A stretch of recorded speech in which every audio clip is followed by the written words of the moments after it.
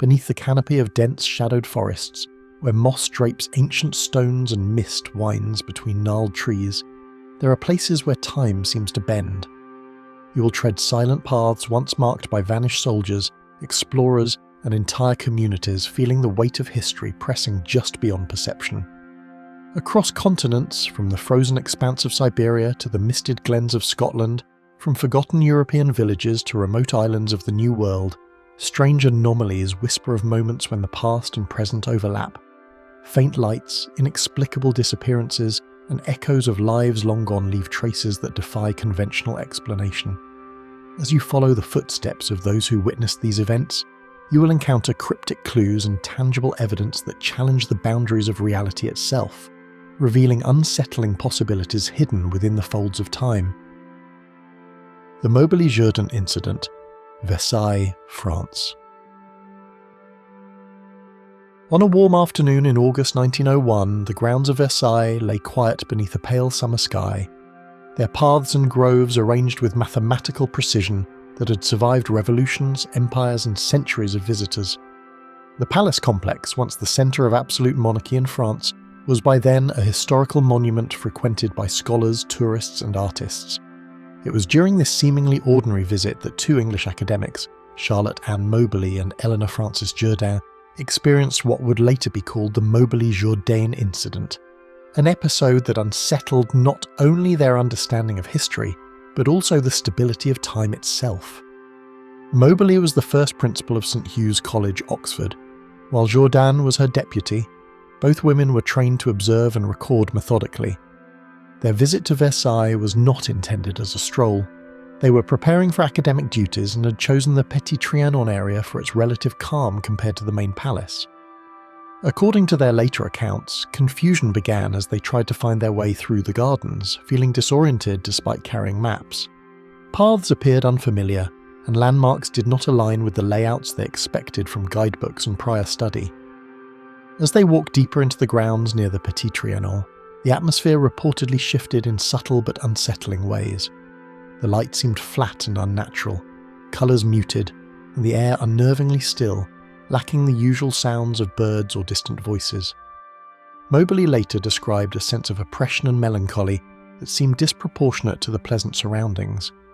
Both women noted that the landscape felt somehow artificial, as if it were a stage set rather than a living garden, a perception that would later become central to interpretations of their experience. Their unease intensified when they encountered several figures whose appearance struck them as oddly anachronistic. Men wearing long grey-green coats and tricorn-style hats stood along the paths, their expressions vacant and detached. One man, later described as having a pockmarked face, watched them silently as they passed. Another figure, seated near a small bridge, appeared to be sketching, dressed in clothes that Moberly believed resembled late 18th century attire. None of these individuals acknowledged the women in a normal social manner, and attempts at interaction were met with either silence or curt gestures. Near a small rustic building, later identified as the Temple of Love, Moberly claimed to see a woman seated on the grass, wearing old-fashioned clothing and a large white hat. The figure appeared absorbed in her own thoughts, unaware of being observed, and radiated a deep sadness that Moberly found disturbing. Only years later, after researching portraits of Marie Antoinette, did Moberly suggest that the woman resembled depictions of the Queen, though she remained cautious in presenting this as a definitive identification rather than an impression formed in retrospect. What made the incident particularly compelling was not only the strange visual details, but the abrupt way in which the atmosphere returned to normal.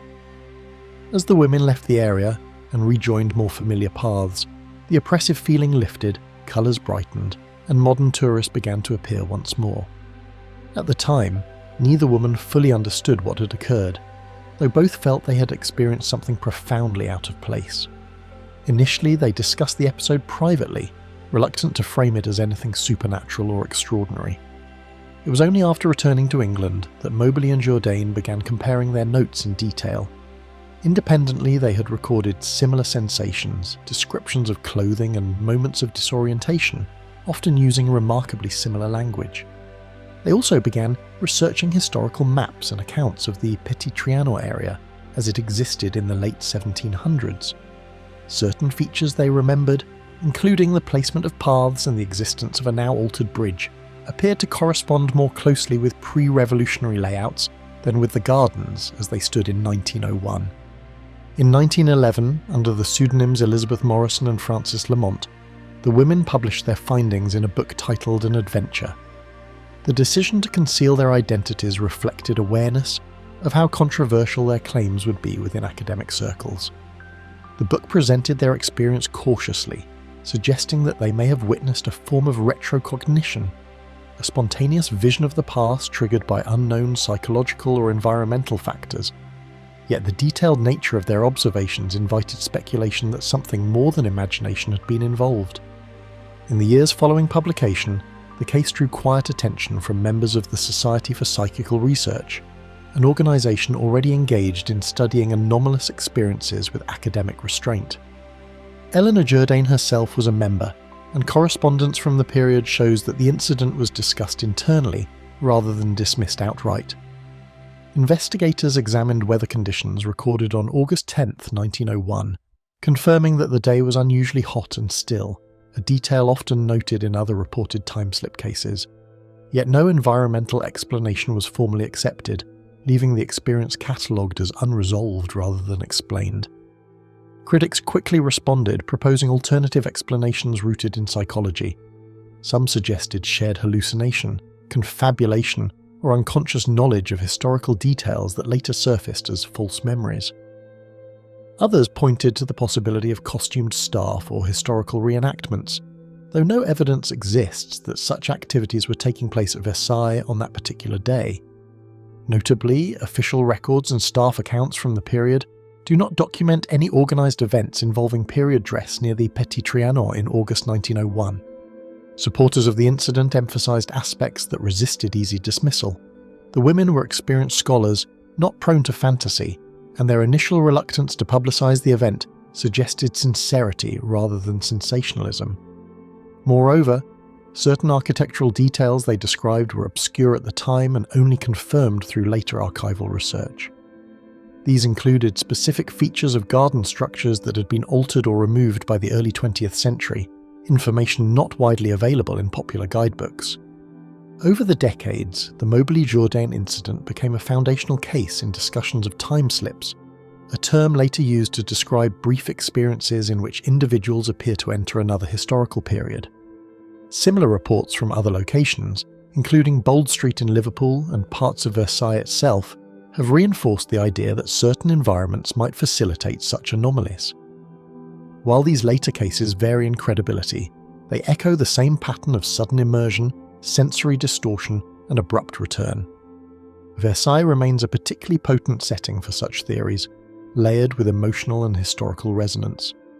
The Petit Trianon was closely associated with Marie Antoinette, a figure whose life and death have become symbolic of a vanished world abruptly erased by revolution.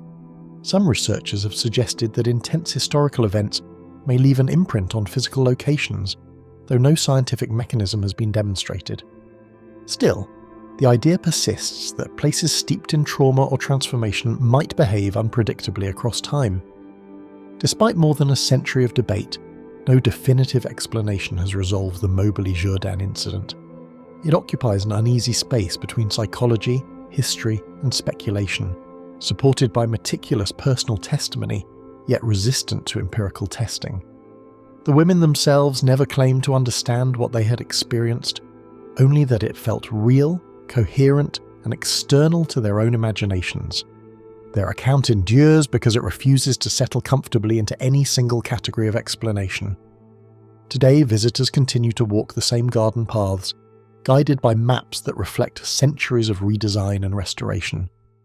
Nothing marks the precise moment or place where two academics may have crossed an invisible boundary, and nothing warns others that such boundaries might exist at all. The grounds of Versailles appear serene and orderly, yet the incident lingers as a reminder that history may not be as firmly anchored in the past as it appears. And somewhere among the carefully trimmed hedges and silent pathways of the Petit Trianon, time itself may still be waiting for the right moment to loosen its grip. The rural Argyll time slips is Scotland. Across the western reaches of Scotland, Argyll stretches outward in long, sparsely travelled corridors where lochs ripple under mist, hills roll in layered shadow, and narrow roads follow glens carved over millennia. Seasonal fog often blurs horizon lines, and ancient stone walls mark routes unchanged for centuries. It is along these quiet paths that unusual experiences have repeatedly emerged, later described as the rural Argyll time slips. Witnesses report sudden shifts in atmosphere, light and sound that make the familiar landscape feel dislocated, as if a subtle boundary exists between the present and a moment-long past. Unlike singular historical events tied to names or official records, these accounts appear scattered and cumulative, originating from ordinary travellers, farmers, and shepherds over the 20th century. Some stories were documented in local newspapers, letters, and journals, while others surfaced decades later through oral recollection. Despite the lack of centralised reporting, the patterns align. Witnesses consistently describe fleeting moments of temporal dissonance, typically during solitary travel along rural routes. The absence of sensational embellishment in the accounts suggests that participants often struggled simply to reconcile what they observed with their understanding of the present. Most experiences begin without immediate alarm, emerging instead as a subtle, almost imperceptible change in perception. Travellers note that distant animal sounds vanish, wind dies, or the hum of everyday life falls away entirely. Light flattens unnaturally, shadows lengthen without explanation, and colours appear muted in ways that do not align with weather or season. These subtle cues are often only recognised in retrospect, when witnesses reflect upon how unusual the moment felt, and how ordinary terrain suddenly seemed dislocated from the chronology of the surrounding world.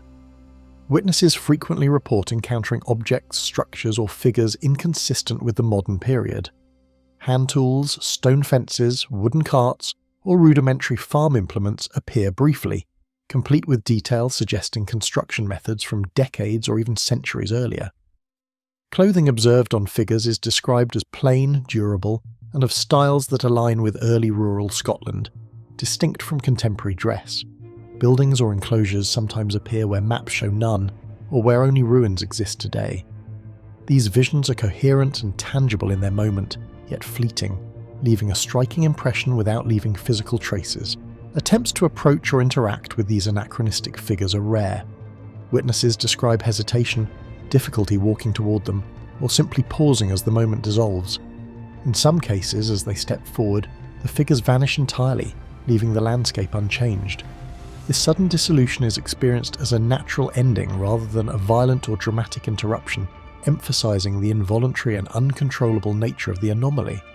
Observers are left to reconcile the brief encounter with their sense of spatial and temporal normalcy, often feeling disoriented rather than frightened. The return to familiar surroundings is abrupt. Wind resumes, ambient sound returns, and light shifts back to normal. Travellers often check watches, landmarks, or maps, astonished that no measurable time has passed during the momentary displacement. Some report a lingering unease, as if the landscape itself had briefly withdrawn, revealing an alternative temporal layer. In rare instances, witnesses describe an inexplicable acceleration of shadows or a sudden change in the texture of the road, emphasizing that the shift is not merely perceptual, but has a subtle physical presence in the environment. What gives the rural Argyll time slips particular weight is their occurrence along specific geographic features. Old drove roads, abandoned farmsteads, and glens that have remained largely unchanged for centuries appear disproportionately in reports. These routes preserve sightlines and spatial relationships largely intact, suggesting that the physical layout of the land contributes to the phenomenon. Observers consistently note that the same hills, stone walls, or watercourses appear distorted or displaced during the experience, while neighbouring areas exhibit no anomaly. This consistency across unrelated accounts strengthens the impression of a spatially bounded, recurring phenomenon rather than an isolated hallucination. Many of the affected locations intersect with areas historically impacted by the Highland clearances, when communities were displaced and villages abandoned. Farms and settlements vanished from maps, leaving empty glens and fields with subtle traces of habitation.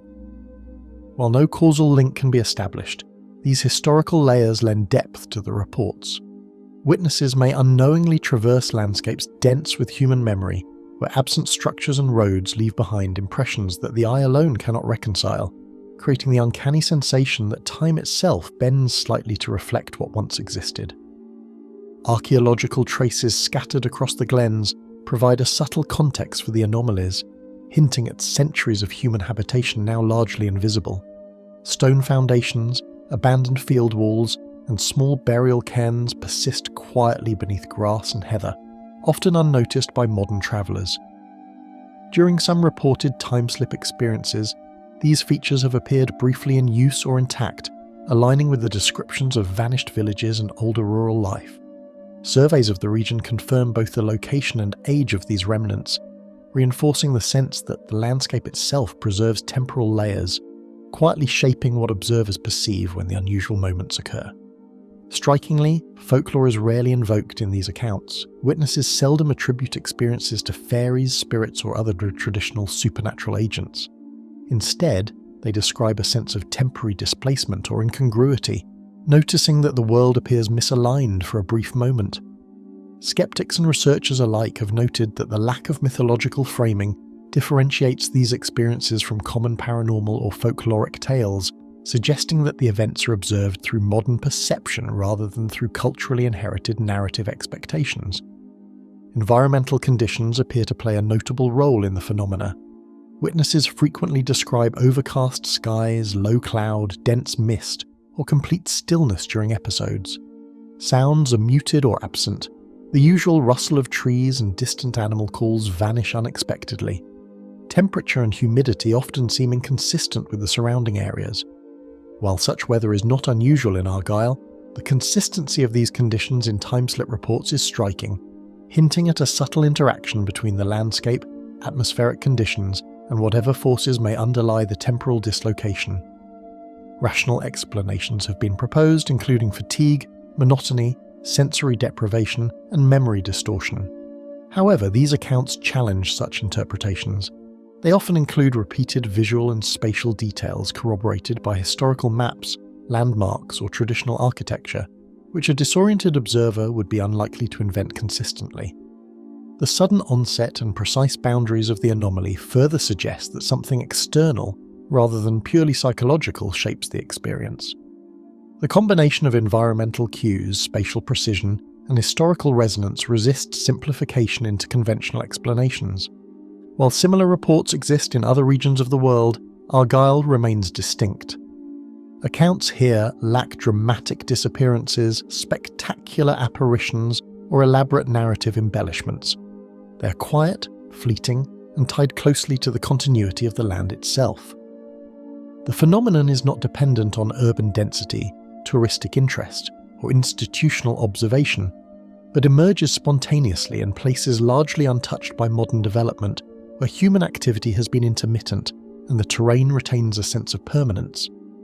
Taken together, these experiences suggest that movement through certain landscapes may occasionally intersect with temporal layers outside ordinary perception. Roads, hills, and glens appear capable of briefly revealing prior eras to the attentive observer. The effect is neither predictable nor violent, occurring without warning and leaving no lasting traces.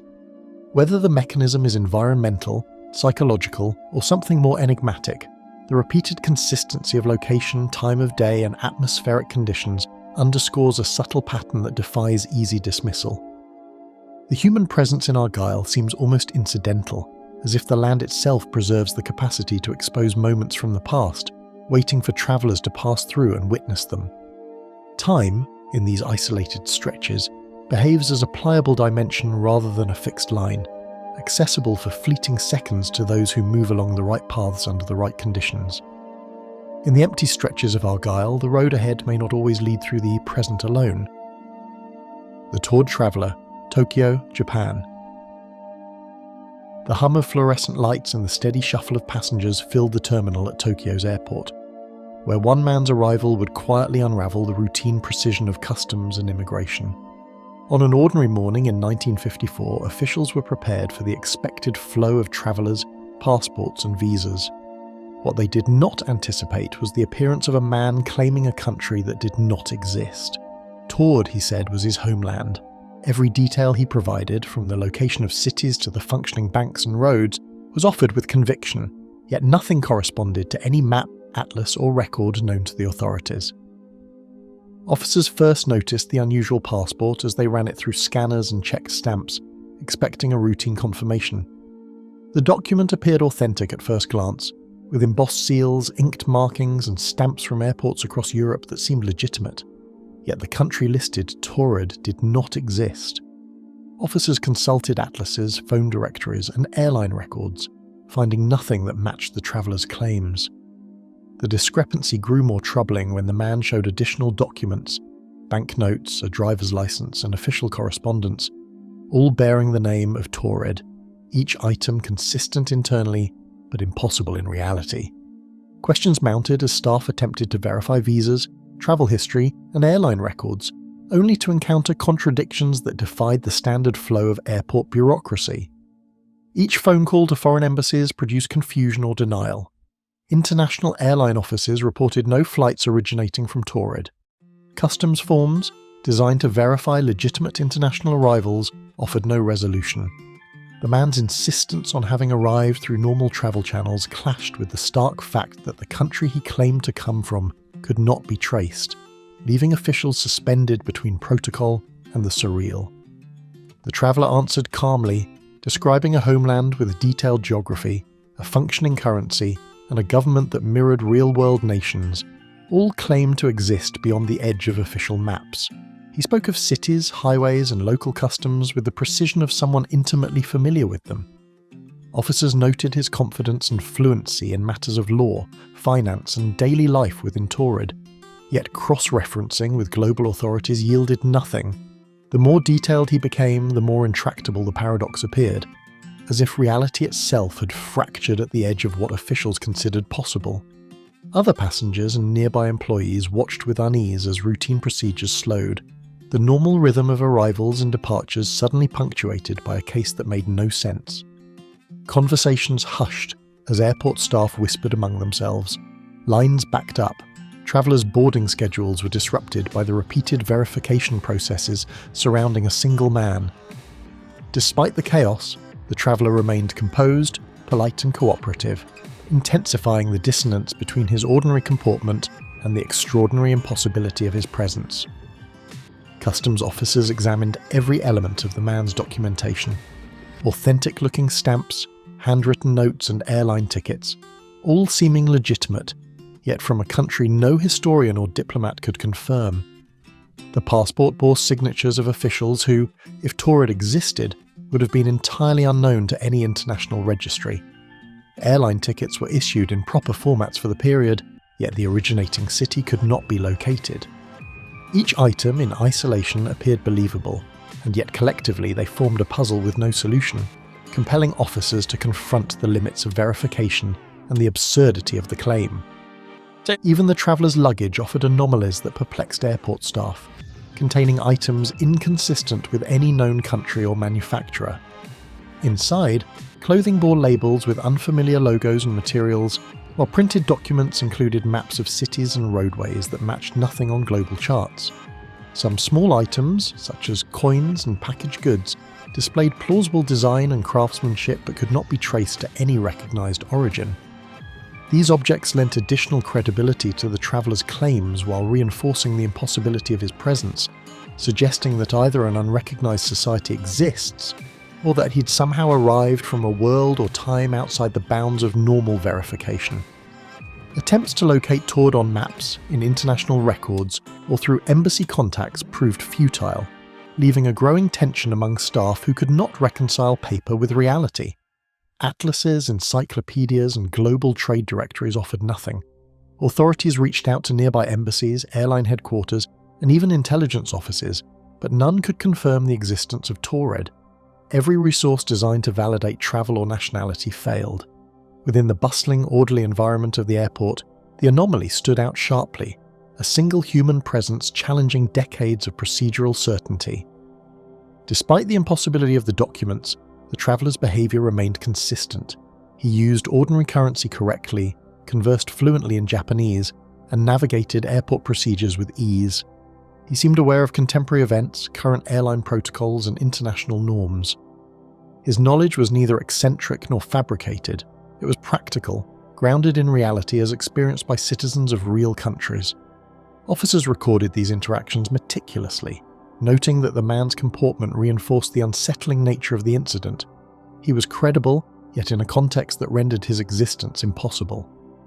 Authorities escalated the situation, involving higher-level security personnel, police and embassy officials, all of whom struggled to follow protocol in the face of something entirely unprecedented. Meetings were convened, reports drafted, and procedural loopholes debated, yet no satisfactory resolution emerged. The traveller's documentation and explanations could not be verified, yet no evidence suggested deceit or fraud. Bureaucracy, designed to contain uncertainty and irregularity, faltered against this singular anomaly, emphasizing the tension between structured systems and inexplicable events that defy categorization. Eventually, the traveller was placed in a hotel room for observation, a controlled environment intended to clarify his identity, yet within it, minor anomalies hinted that logic alone could not contain the situation. Staff were assigned to monitor movements, verify communications, and prevent unauthorized contact, yet peculiarities persisted. Reports note that while under observation, the traveller appeared to interact naturally with his surroundings, but also displayed knowledge and references that had no verifiable origin. Even in isolation, the strangeness of his existence could not be contained, and the environment itself seemed ill-equipped to hold such an anomaly. Those present later spoke of the traveller's instant disappearance, leaving behind only uncertainty and an absence of physical evidence.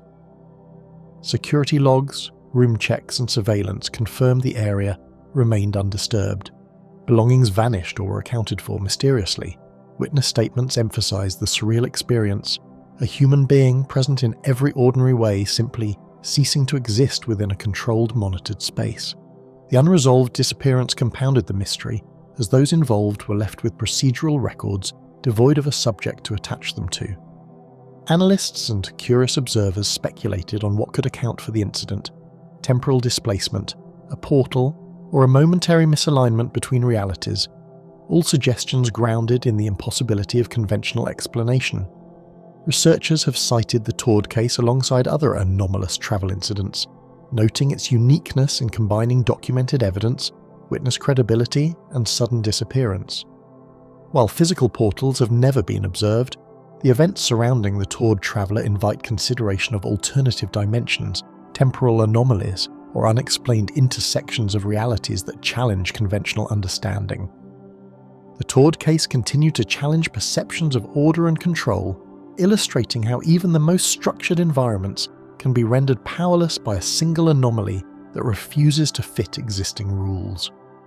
Despite exhaustive documentation, detailed witness accounts and procedural investigations, no satisfactory explanation emerged. The airport, a hub of international regulation and scrutiny, had become the stage for an event that resisted containment, leaving a permanent imprint on those who observed it. Its lessons endure as a quiet reminder of the limits of certainty and the fragility of the systems we trust. In a city that measures time by arrivals and departures, one traveller's existence proved that even the most orderly systems cannot contain the impossible. Bold Street Timeslip, Liverpool, England. The usual rhythm of commerce, shopkeepers arranging displays, trams rattling along tracks, and pedestrians navigating crowded pavements, seemed momentarily suspended, as if time itself had skipped a beat along Bold Street. It was a morning like any other, yet something subtle and unnameable began to shift the perception of those moving through the thoroughfare. A few people noticed immediately the way sunlight struck windows, the alignment of awnings, and the cadence of footsteps and voices that somehow felt out of sync with the present. These small irregularities suggested an unseen force was overlaying a previous era onto the bustling modern street. Shoppers paused, noticing attire and vehicles that appeared older, and small architectural details that did not belong to the present day, a subtle but unsettling mismatch that drew uneasy glances. Children playing near a storefront tugged at their parents' hands, pointing toward carriages that had no place in contemporary traffic. Clothing seemed Victorian or Edwardian, hats and dresses impossible to reconcile with what the eyes expected.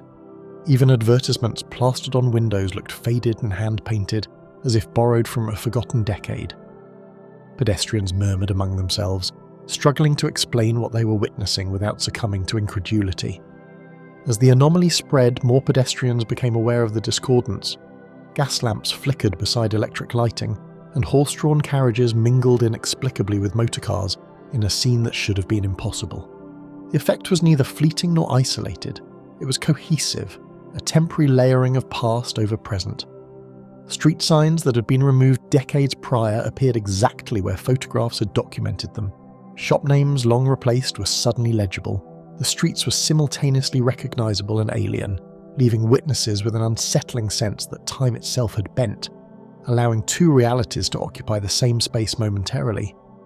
Many tried to rationalize what they saw, attributing the distortions to theatrical sets, promotional displays, or optical illusions, yet no explanation could account for the consistent and prolonged historical coherence. Passers-by speculated that a film crew might be shooting a period drama, or that a museum exhibit had somehow spilled into the streets. Yet no crew was present, no cameras recorded the scene, and the duration of the anomaly defied any practical staging. Observers felt their disbelief colliding with the precision of what they were witnessing, the impossible exactness of streets, carriages, and attire that belonged to a historical snapshot. Archival research revealed that certain shop fronts, street signs, and building facades aligned almost perfectly with photographs and maps from decades earlier, a startling verification of witnesses' observations. Historians and local archivists later compared witness sketches and notes to resources dating back to the late 19th and early 20th centuries, noting uncanny fidelity. Details that could have been imagined, the style of windows, placement of signage, even cobblestone patterns, matched documented records. The time slip was not merely perceptual, it had tangible historical accuracy, which lent weight to the accounts and left those who studied the event struggling to reconcile it with rational understanding. Conversations erupted among those present, as strangers pointed out familiar yet foreign details to one another, attempting to confirm whether the anomaly was collective perception or a personal hallucination. Passers-by questioned friends, neighbours, and even shopkeepers who had no memory of such appearances. Eyewitnesses began to document the event in real time, scribbling notes or taking sketches, trying to capture the fleeting blend of modernity and past. The social dynamic intensified the suspense, as ordinary urban pedestrians were suddenly witnesses to a phenomenon that seemed both impossible and verifiable, leaving communities briefly connected by shared wonder and disbelief. Slowly, the street returned to its modern appearance, yet traces lingered in memory, shadows cast by structures long demolished, or glimpses of signage that seemed to vanish without record. Observers reported noticing faint outlines of facades or the feeling that corners of the street had shifted slightly in shape or alignment. Even as the city resumed its normal rhythm, the memory of that distorted overlay left a subtle unease, a sense that something outside temporal expectation had briefly intersected with ordinary life. The dissonance between memory and reality endured, haunting the minds of those who had glimpsed it. Some observers attempted to document the event in journals, letters, or sketches, but despite careful recording, no photograph or film ever conclusively captured the temporal distortion. Cameras seemed to fail at translating the scene into an image, while the photographs produced showed only ordinary modern streets. Witnesses' drawings, however, revealed details aligning with historical records, lending credibility to their accounts. Researchers later cited these personal records when investigating the Bold Street timeslip, emphasizing that the lack of tangible photographic evidence did not diminish the meticulous accuracy of human observation. Liverpool's evolution as a commercial hub provided context for the phenomenon. Decades of architectural change, layered shop fronts, and evolving street patterns offered fertile ground for fleeting echoes of past eras. Bold Street, as a centre of trade and transport, had undergone continuous renovation, yet elements of older structures persisted within the urban fabric. Historians noted that the street's physical memory, the survival of foundations, alleyways, and shop layouts, may have allowed an impression of earlier periods to resurface under certain conditions. The anomaly, when interpreted through this lens, suggested a temporary reactivation of historical layers embedded in the city itself. City planning records and historical surveys reveal that beneath Bold Street lie remnants of earlier streets, foundations, and underground passages dating to the 18th and 19th centuries. Archaeologists have documented that certain cellars and service tunnels align almost exactly with today's sidewalks and building footprints, preserving structural echoes of vanished eras.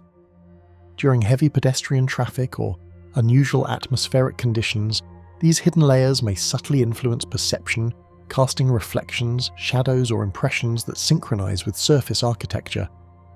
Witnesses' reports of carriages, gas lamps, and period attire coinciding with these locations suggest that the street's buried physical memory could act as a catalyst, briefly projecting past configurations into the present. When compared to similar reports in other cities, patterns emerged. Crowded streets, visual complexity, and historical continuity often coincided with moments where witnesses reported anomalous temporal perception. Other urban time-slip accounts noted that bustling city areas full of overlapping sensory stimuli and layered architecture were frequent sites of anomalous experiences. Liverpool's Bold Street fit this profile precisely, visually dense, historically layered, and socially vibrant, creating a setting in which fleeting glimpses of past eras could imprint on perception. The pattern suggested that such urban anomalies were neither purely psychological nor entirely isolated. Psychological factors played a role, as stress, attentiveness, and the sheer volume of urban stimuli shaped the way witnesses processed fleeting glimpses of the past. Yet the consistency across independent accounts suggested something beyond imagination. Scholars examining the incident noted that even those least attentive to urban detail perceived anomalies, while heightened awareness amplified subtleties like building alignments or period-specific advertisements. Multiple independent testimonies converged, reinforcing the argument that the time slip represented an external phenomenon, rather than individual misperception or collective suggestion. No physical traces remained, yet the clarity of memory and the alignment with historical evidence left a tension between skepticism and the possibility of an event that defied conventional explanation. Investigators, historians, and journalists reviewed city records, personal accounts, and photographs, but all failed to capture proof beyond human observation. The lack of material evidence did not undermine the credibility of witnesses, whose detailed recollections corresponded with historical documentation. The Bold Street time-slip remained a case where the senses alone recorded an event that reality could neither confirm nor deny. The streets of Liverpool, layered with centuries of human activity, occasionally revealed their history not through monuments or records, but through fleeting, vivid moments that seemed to bleed through the veil of present time. Pedestrians would never forget the sense of dislocation, the overlapping eras, or the small yet precise anomalies that marked a day when past and present touched briefly. In that space, the city became both familiar and unrecognizable, ordinary yet extraordinary, a corridor through which history whispered to the attentive eye. On Bold Street, the echoes of centuries past linger quietly between shop fronts, waiting for a moment when the present falters just enough to reveal them. The Lost Roman Legion of Caledonia, Scotland. In the annals of Roman campaigns, one legion vanished into the wilds of Caledonia, leaving behind nothing but scattered traces and questions that have persisted for centuries. Scholars continue to debate the fate of this unit, reportedly moving north of the Antonine Wall during the early 2nd century AD. Contemporary Roman records meticulously detail marches, encampments, and skirmishes, yet at a certain point the regiment disappears from official chronicles.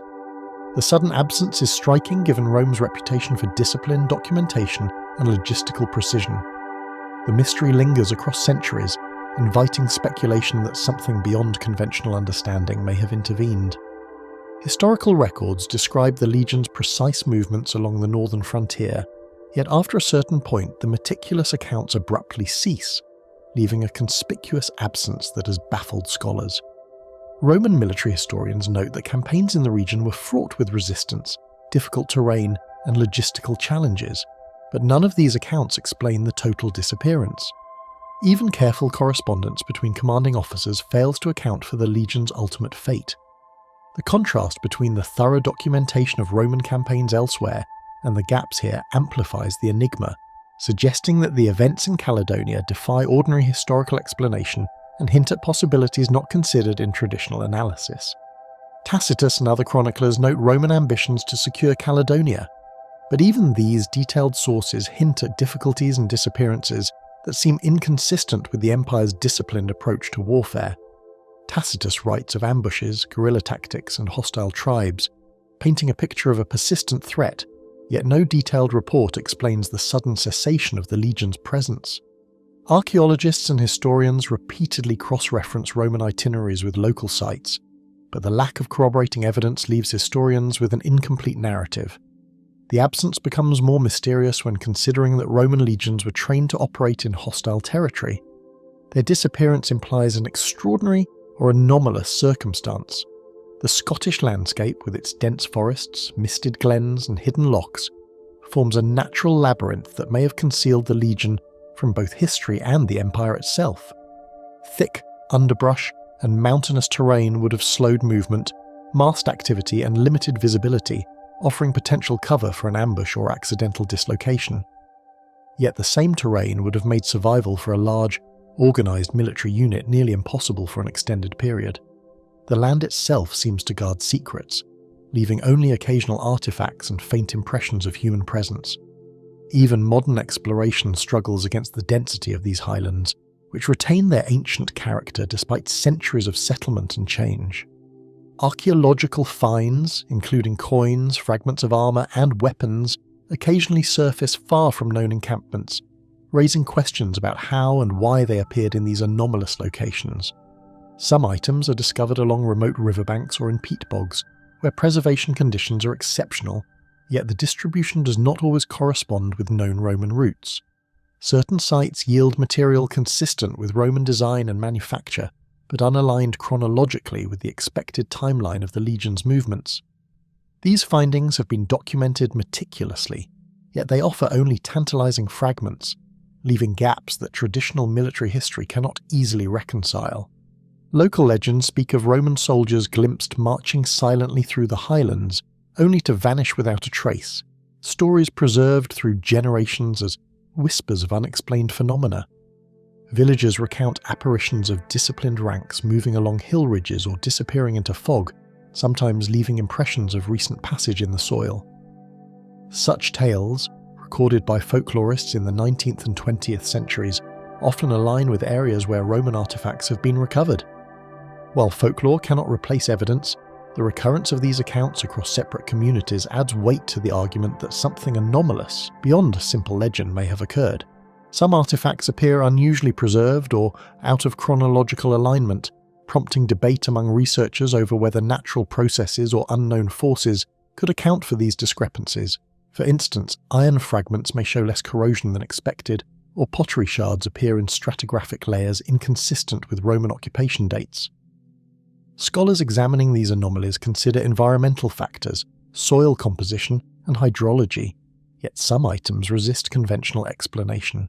Such discrepancies create the unsettling possibility that the artifacts, or those who carried them, somehow traversed conditions or even time in ways that leave minimal trace. Diggings in remote parts of the Scottish Highlands have revealed unusual soil disturbances that do not correspond with standard Roman fortifications or natural formations. In several cases, trenches and compacted pathways suggest organised movement of large groups, yet they abruptly end or bend in ways inconsistent with known Roman engineering. Analysis of pollen, peat layers, and sediment indicates that these sites were intermittently covered by vegetation over centuries, preserving subtle impressions that may reflect the passage of human activity.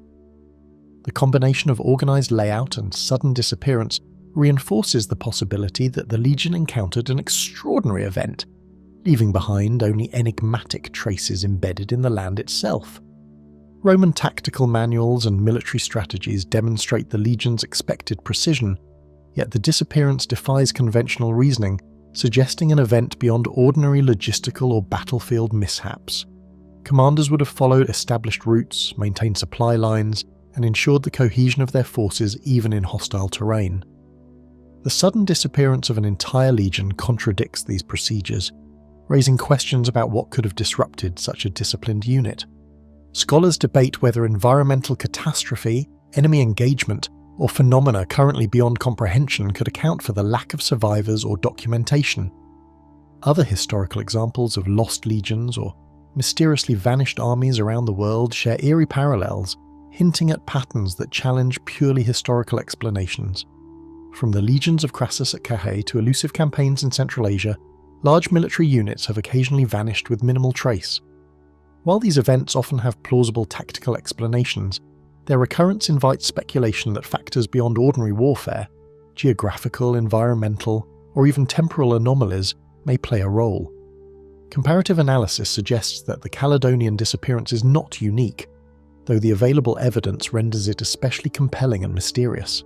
Modern investigations employ advanced technology, including LiDAR scanning and ground-penetrating radar, to probe Caledonia's hidden valleys, yet the evidence remains tantalizingly incomplete. Archaeologists search for encampments, defensive ditches, or traces of Roman presence, and while some previously unknown sites have been located, they rarely align perfectly with historical expectations. Remote sensing sometimes reveals anomalies that resist immediate interpretation, further fueling debate over whether these sites reflect natural processes, past human activity, or something more enigmatic. Each expedition deepens knowledge while simultaneously highlighting the limits of modern investigation in this rugged terrain. Harsh weather, uncharted forests, and treacherous terrain undoubtedly complicated Roman campaigns, but these environmental challenges alone cannot fully explain the legion's sudden and total disappearance. Torrential rains, fog, and difficult river crossings may have delayed movement or caused casualties, yet surviving soldiers would have been expected to regroup. The sheer scale of the disappearance, with no recorded survivors or retreat, suggests factors beyond ordinary military hardship. The land itself, a mixture of hidden valleys and abrupt ridges, seems almost to absorb human presence, leaving only traces and echoes behind. Scholars and historians propose various theories, ranging from ambushes and forced relocation to speculative temporal anomalies, none of which fully satisfy the evidence or the lingering questions. Some suggest that an accidental misstep into a hidden valley or bog could have trapped the legion. Others posit that a temporal distortion, a fleeting rift in reality, might have caused the disappearance without leaving conventional evidence. Each theory attempts to reconcile historical fact with the inexplicable, yet none can fully account for both the material traces and the absence of recorded outcomes. The highlands themselves seem to guard the secret, holding centuries of silence and shadows where the march of soldiers might still echo, unseen and unfound by modern eyes. Time-worn hills and dense forests preserve their memory, offering glimpses only to those attentive to subtle signs. Travellers report fleeting impressions of movement or metallic glints that vanish before investigation, reinforcing the legend. In the landscape itself, there is a sense of suspended history, a reminder that the past remains present, quietly defying total comprehension and leaving its mysteries partially hidden among rock, soil and mist. Somewhere within the misted glens of Caledonia, the echoes of a legion march silently through centuries, never fully arriving in our time. The disappearance of Rudolph Fentz, New York City, USA. In the bustling streets of 1950s Manhattan, Rudolph Fentz appeared seemingly out of nowhere, a man whose sudden presence would confound witnesses and spark one of the most enduring urban mysteries of the century. Pedestrians later described him as moving purposefully, yet strangely detached, stepping with a precision and awareness that suggested familiarity with a cityscape he could not possibly know. Within moments, he drew the attention of passers-by and local authorities alike. The incongruity of his appearance, clothing, and demeanour created a quiet tension, as though a single man had slipped between decades, leaving an entire city to witness a fragment of something inexplicable. Pedestrians froze, staring at the man in confusion, while police officers approached cautiously, unsure whether he had been struck by a vehicle or had simply stumbled from the crowd in a disoriented state. Accounts describe witnesses noting the absence of fear despite his dishevelled state. Fentz walked steadily and with purpose, his eyes scanning the sidewalks and streets as though he recognised landmarks that had long since changed. The crowded avenues, filled with honking cars and bustling shoppers, formed a sharp contrast to the seemingly anachronistic figure. Even the officers, trained to manage accidents and disturbances, hesitated, sensing something beyond ordinary urban occurrences. Fentz's clothing immediately drew attention, Old-fashioned suits, a stovepipe hat, and polished leather shoes, all reminiscent of a bygone era and inconsistent with the fashion of post-war New York. Observers described fine stitching and fabrics not typically worn in the 1950s, alongside accessories that would have been fashionable decades earlier. The combination of garments, posture, and composure gave the impression of someone displaced in time yet entirely confident within his own period. Street vendors and shopkeepers reported feeling a subtle unease, a momentary awareness that they were witnessing someone who belonged to an era long past. A careful search revealed a wallet, letters, and a small stack of currency, each item dated decades earlier, yet intact and remarkably consistent with mid-19th century standards.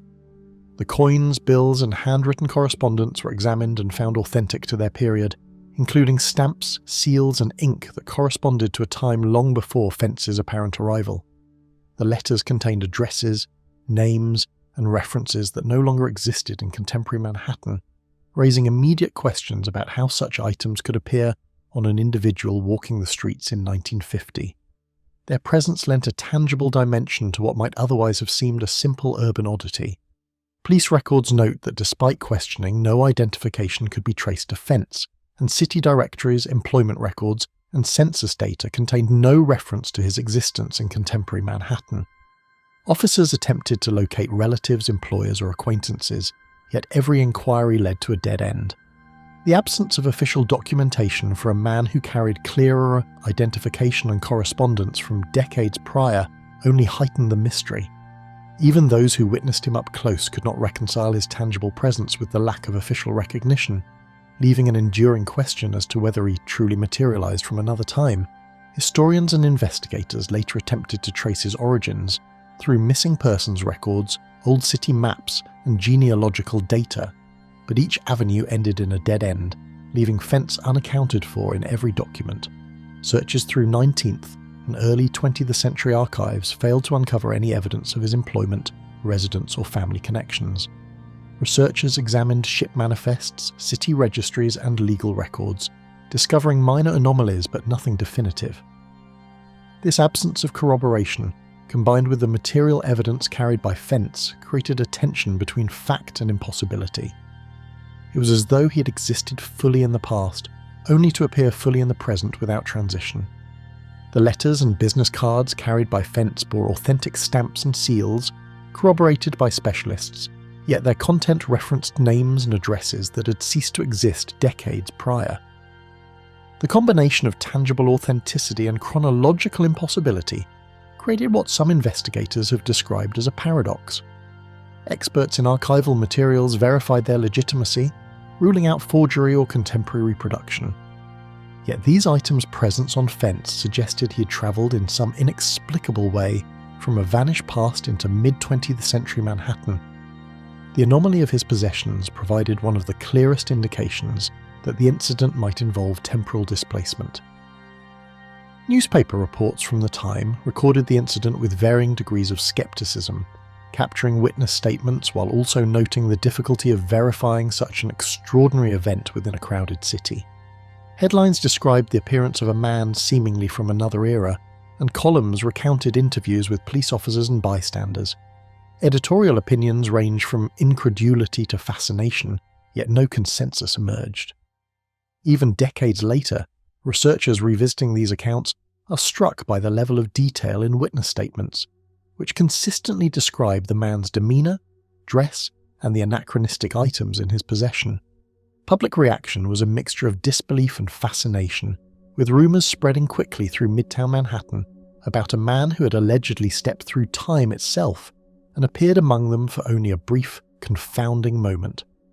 Conversations in cafes and offices speculated on the possibility of a man displaced by forces beyond understanding, a visitor from a forgotten century. Stories circulated quietly, often embellished yet grounded in the consistent accounts of observers who had seen Fence walk the streets. The urban environment, filled with modernity and noise, made his presence all the more stark, a reminder of time's fragile, unyielding flow. Researchers and enthusiasts later compared the case to other reports of urban anomalies, including sudden appearances of individuals or objects out of their expected temporal context, finding curious patterns in human observation and documentation. While some examples involved brief apparitions or misidentified strangers, none carried the combination of physical evidence and contemporary verification that Fentz presented. Analyses focused on the convergence of eyewitness testimony, historical artifacts, and police documentation, yielding a case that resisted conventional explanation. These comparative studies underscored the uniqueness of Fentz's disappearance while hinting at a broader phenomenon of unexplained temporal anomalies. Speculative explanations ranged from mental confusion and hallucination to deliberate hoaxes, yet none could account for the combination of authentic artifacts, eyewitness testimony, and the impossibility of Fentz's presence in 1950s Manhattan. Psychologists suggested temporary disorientation or urban stress as a factor, while skeptics proposed imaginative storytelling. None could convincingly explain the consistency of witness accounts, nor the authenticity of letters, currency, and personal items. Researchers were left balancing between extraordinary possibilities and ordinary skepticism, creating a tension that remains unresolved and continues to fascinate both historians and the general public. Modern analysis by parapsychologists and historical investigators has emphasized the enigma of Fentz's appearance, noting that while conventional explanations fall short, there remains no verifiable evidence of foul play, accident, or misidentification. Detailed investigations into census data, archival documents, and city directories confirm the absence of any corresponding individual. Likewise, forensic examination of artifacts supports their period accuracy. The incident continues to challenge assumptions about time, memory, and urban observation, remaining a focal point for discussions about temporal anomalies in modern cities and the persistent possibility of events that defy chronological expectation. In the avenues of Manhattan, where a figure from the past briefly appeared, the city holds a memory that defies conventional understanding and documented history. Even now, the locations where Fentz was observed carry an almost imperceptible aura of the impossible. The incident reminds investigators and casual observers alike that history can collide with the present in ways that leave no immediate trace, yet echo through urban memory and material evidence, stubbornly resisting rational explanation. Amid the flashing neon and constant motion of Manhattan, the fleeting steps of Rudolf Fentz linger, as though he still moves unseen across centuries.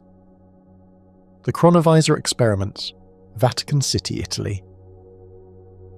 Rumours began circulating in the mid-20th century about a device hidden deep within Vatican archives, said to allow glimpses into events long past.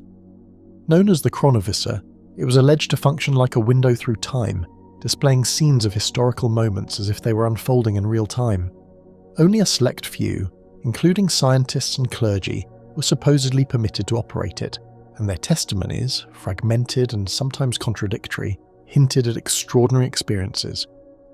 From ancient Roman forums to distant battlefields, the Chronovisor reportedly revealed human events untouched by contemporary record, bridging a chasm between legend and fact. One account described seeing Julius Caesar's assassination in startling detail, the conspirators' movements frozen mid-action, yet vivid with life. Observers reportedly reported tactile sensations, a faint heat from the sun, the distant echo of voices, and even the smell of stone and dust, as though time itself could be sensed. Such experiences were documented in notes, sketches, and private reports, but the Vatican has never publicly confirmed their existence. The secrecy surrounding the Chronovisor only intensified speculation, fueling rumours that history itself might be accessible, if only for those daring or trusted enough. The experiments allegedly extended beyond Rome, with claims of witnessing the crucifixion of Christ, the fall of Pompeii, and moments from the lives of saints and rulers. Researchers who described the device spoke cautiously, aware that their accounts bordered on blasphemy if proven false, yet insisted on their authenticity. Technical descriptions, though scarce, suggested a combination of electromagnetic observation and esoteric theory, making the machine both fascinating and nearly impossible to reproduce. Each testimony suggested that temporal observation was not merely optical, but somehow involved a deeper resonance with historical reality. Skeptics argue that the Chronovisor was entirely fictional, a legend propagated by imagination or misinterpretation of ordinary instruments. Yet some documents, including photographs and handwritten notes by Father Pellegrino Ernetti, a priest associated with the experiments, provide tantalizing hints that the story is rooted in something tangible. Ernetti himself claimed to have spent years working on the device, describing its mechanisms with scientific jargon interwoven with metaphysical speculation. If true, the chronovisor would represent a technology centuries ahead of its time, capable not of travel, but of direct temporal observation. The machine, according to Ernetti, involved a complex array of antennas, oscillators, and cathode ray tubes, generating images from electromagnetic traces of past events. He claimed that the device could only capture events that had left a strong temporal imprint, which is why ordinary moments often appeared blurred or fragmented. Some images reportedly displayed vast crowds, city streets, and military formations, frozen yet animated with uncanny detail. Researchers described watching these scenes for hours, fascinated by the interplay of time and perception, yet aware that every observation carried a profound ethical weight. Some accounts suggest that the chronovisor may have been capable of recording temporal events onto film, allowing others to later review moments of history as if they were present. Witnesses claimed that certain images captured by the device, though never independently verified, depicted private moments of historical figures or long-forgotten ceremonies in astonishing clarity. The supposed recordings allegedly included sounds, gestures, and environmental details, making them more than mere visual reproductions. Researchers speculated that if these recordings were real, they could provide unparalleled insight into ancient societies, rituals, and human behavior, effectively bridging the gap between observation and direct experience of the past. The mysterious disappearance of these materials only deepened the sense of secrecy surrounding the chronovisor. As the scene unfolded, those present experienced a disorienting perception of time, moments layered like sedimentary rock, simultaneously visible yet out of reach. Some reported brief lapses in their own perception of the present, as if viewing the past tugged at their consciousness. The blending of observation and sensation blurred the line between witnessing and participating, reinforcing the eerie suggestion that time might not be strictly linear. Even the most skeptical participants admitted that what they saw challenged conventional understanding, leaving them with questions that have never been fully answered. Accounts from the 1960s also describe the challenges of operating the chronovisor. Electrical interference, mechanical calibration, and mysterious phenomena, like spontaneous distortions in the images, made prolonged observation difficult. Some images appeared to shift or change mid-viewing, as though the past was not fixed but fluctuating, revealing one detail and then another. Such anomalies inspired theories that the chronovisor might not merely observe time, but interact with it, causing events to ripple subtly across layers of history. These accounts have never been independently verified, adding a haunting uncertainty to every report. Even under strict confidentiality, Ernetti maintained that certain images revealed events unrecorded in history, from lost ceremonies to forgotten ruins and private moments of notable figures. Researchers reportedly took detailed notes and sketches, hoping to preserve evidence, yet most were destroyed, classified, or vanished mysteriously. This destruction has only heightened the allure of the story, suggesting that some force, whether institutional, supernatural, or temporal, was intent on preventing knowledge of the device from spreading. Whether these reports were deliberate concealment or misfortune remains unknown. The chronovisor narrative gained wider attention in the 1970s, when accounts were published in books describing its purported capabilities, including photographs and diagrams claimed to be derived from the machine. Critics accused the authors of fabricating details or misrepresenting Ernetti's statements, yet some historians noted consistency across multiple reports, suggesting a kernel of truth. The persistence of these stories, despite a lack of direct evidence, has given the chronovisor a unique place in discussions of time anomalies, bridging the gap between legend, science, and speculative possibility. Several researchers argue that if such a device existed, it could help resolve historical mysteries, confirm or refute legendary events, and perhaps illuminate the nature of time itself. Skeptics counter that the psychological and cultural context of the observers likely influenced their experiences, blending imagination with expectation. Nevertheless, the accounts themselves provide a rare window into a world in which temporal observation, rather than mere storytelling, is plausible. Whether real or imagined, the chronovisor challenges the boundaries between past and present in ways that continue to captivate the imagination. The ethical questions surrounding the device are profound. Should observers be allowed to witness private, unrecorded moments from centuries past? Could knowing the precise details of history alter the present? Some accounts suggest that even the limited use of the chronovisor caused tension within the Vatican, as officials debated the morality of accessing events that belonged to others. These questions reinforce the idea that temporal observation, whether real or imagined, carries consequences, and that time may resist scrutiny more than any other domain of knowledge. Even now, the story of the chronovisor continues to circulate among historians, cryptographers, and enthusiasts of the unexplained. Each new article, book, or lecture revisits the accounts, weighing evidence, credibility, and the tantalizing possibility of a machine that peered through the centuries. Though verification is lacking, the narrative of a device capable of glimpsing history remains one of the most enduring and compelling mysteries linked to time itself. It offers a vision of history made tangible, if only fleetingly, and a reminder of the limits of human understanding. For some, the chronovisor represents a tantalizing bridge between science and legend, a machine that might allow a glimpse of the past without physically travelling through time. Even if it never existed, the concept persists as a metaphor for the human desire to witness history directly, to reconcile myth with fact, and to confront the mysteries of temporal reality. Whether through imagination, documentation, or hidden archives, the story challenges us to consider whether the past is fully fixed, or if it remains fluid, waiting to be observed. In the secluded chambers of the Vatican, the past flickers quietly, visible only to those daring and attentive enough to perceive it. The Versailles Ghosts in Trianon, France. A sudden chill swept across the marble terrace, carrying with it a faint murmur of voices that seemed to emanate from centuries past. The air, unusually still for a warm afternoon, seemed to thrum with echoes of unseen activity. Visitors spoke of hearing footsteps along corridors that had long been deserted, and fleeting glimpses of figures in period clothing appearing and disappearing with no discernible cause. Some claimed that shadows moved independently of light, as if time itself had folded into the present. Every movement, every whisper suggested the presence of a layer of history, coexisting alongside the living world. Constructed for retreat and reflection, the Petit and Grand Trianon once hosted monarchs and courtiers whose lives were tightly choreographed by ceremony and protocol. Louis XIV's grandson and Madame de Maintenon would walk these gardens with deliberate elegance, unaware that their presence might linger centuries later.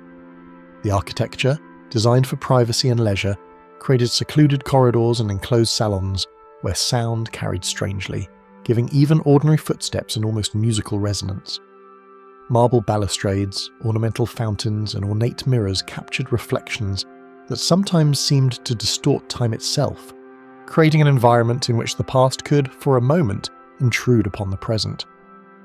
Within the halls and courtyards, fleeting apparitions clad in 18th century attire have been noted, appearing only to vanish instantly. A concierge reported seeing a young woman in a pale gown gliding across a terrace only to turn and find no one there. Tourists recounted catching glimpses of men in powdered wigs and embroidered coats moving through corridors as if attending a long-forgotten ceremony. The consistency of these sightings, reported over decades by multiple independent observers, adds an unnerving credibility. These figures were not vague shadows, but fully formed presences, their actions precise, even deliberate, before fading into nothingness. Light filtered through ornate windows in ways that cast elongated shadows along corridors, amplifying the sense that the architecture itself might be alive with memory. Mirrors reflected fleeting shapes at angles that made observers question their own perception. Hallways twisted in subtle ways that amplified echoes and made ordinary footsteps seem dislocated in time. Even on cloudless days, sunlight seemed to strike surfaces in unexpected patterns, highlighting objects and spaces that felt suspended between past and present. In such moments, visitors often reported an almost tactile sense of history pressing against the present, as if the walls themselves remembered the comings and goings of centuries.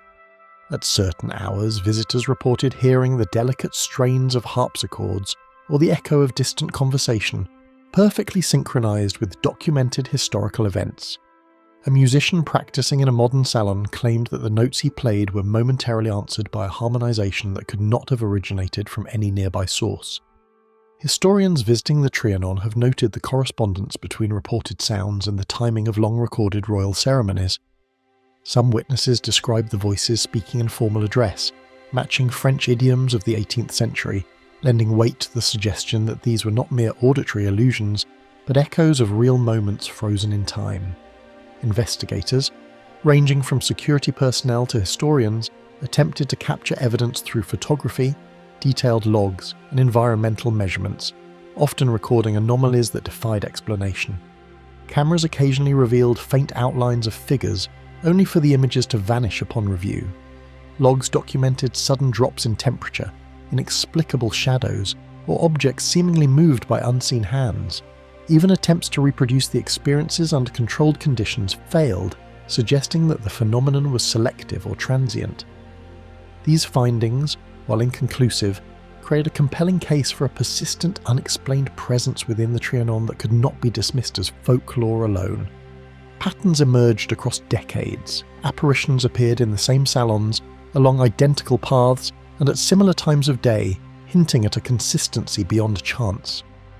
Gardeners and guides reported seeing a small cluster of figures near the Grand Trianon's east wing, particularly in the late afternoon light. Certain corridors seemed to act as conduits, amplifying movement and sound from another era. Even casual visitors noted that once a sighting occurred in one area, subsequent visitors were more likely to perceive subtle anomalies elsewhere in the building. This repetition lent the stories an uncanny predictability, implying that the phenomena might follow rules of their own, as though history itself were encoded into the spaces. Objects occasionally seemed disturbed, an overturned chair, a door slightly ajar, while witnesses sensed an unseen presence brushing past or walking alongside them. Staff reported that perfumes or faint smells of wax and old wood appeared suddenly, lingering only for moments. In some cases, observers felt a breeze or pressure on their skin when no windows or ventilation could account for it. These minor yet specific interactions reinforced the impression that something more than imagination was at play. The Trianon's environment, rich in texture and history, seemed to host phenomena that interacted with physical space in subtle but unmistakable ways. Some apparitions mirrored moments recorded in archives, from royal promenades to private discussions, suggesting a temporal overlap between centuries. Sketches, paintings, and written descriptions from the period often depicted events and figures matching eyewitness reports. An archivist noted that one visitor had described a gathering in the salon of Madame de Pompadour almost identically to an inventory sketch from 1760. Such correlations imply either extraordinary coincidence or that the Trianon acts as a conduit, allowing brief, fragmentary glimpses into history itself. The notion that the past can bleed into the present, even fleetingly, challenges conventional assumptions about the linearity of time. Explanations ranged from subtle drafts and optical illusions to electromagnetic influences, yet none could fully account for the precision and repetition of these phenomena. Scientists suggested that uneven floorboards, reflective surfaces, or sound waves might create illusions of figures and voices. Others proposed psychological effects, influenced by expectation and knowledge of the Trianon's history. Yet anomalies often occurred for observers unaware of the legends, and sometimes during closed hours, which undermines purely natural explanations. The resulting ambiguity continues to fascinate and frustrate researchers, leaving the phenomena open to interpretation while retaining their mystery. One of the most striking incidents involved a visitor glimpsing a masked courtier descending a staircase, only for the same figure to appear in an inventory sketch dated 200 years earlier. The observer described the costume, gait, and posture in meticulous detail, later confirmed by historians to match archival records. No photographic evidence was captured, yet multiple witnesses reported similar phenomena in nearby areas. Such occurrences suggest that the Trianon may preserve fleeting echoes of the past in vivid quasi-physical form. They lend an unnerving plausibility to the idea that time here is layered, accessible, and perhaps occasionally visible to those sensitive enough to notice. Tales of these spectral visitors filtered into local lore, inspiring literature, guidebooks, and whispered stories that kept the Trianon's secrets alive across generations.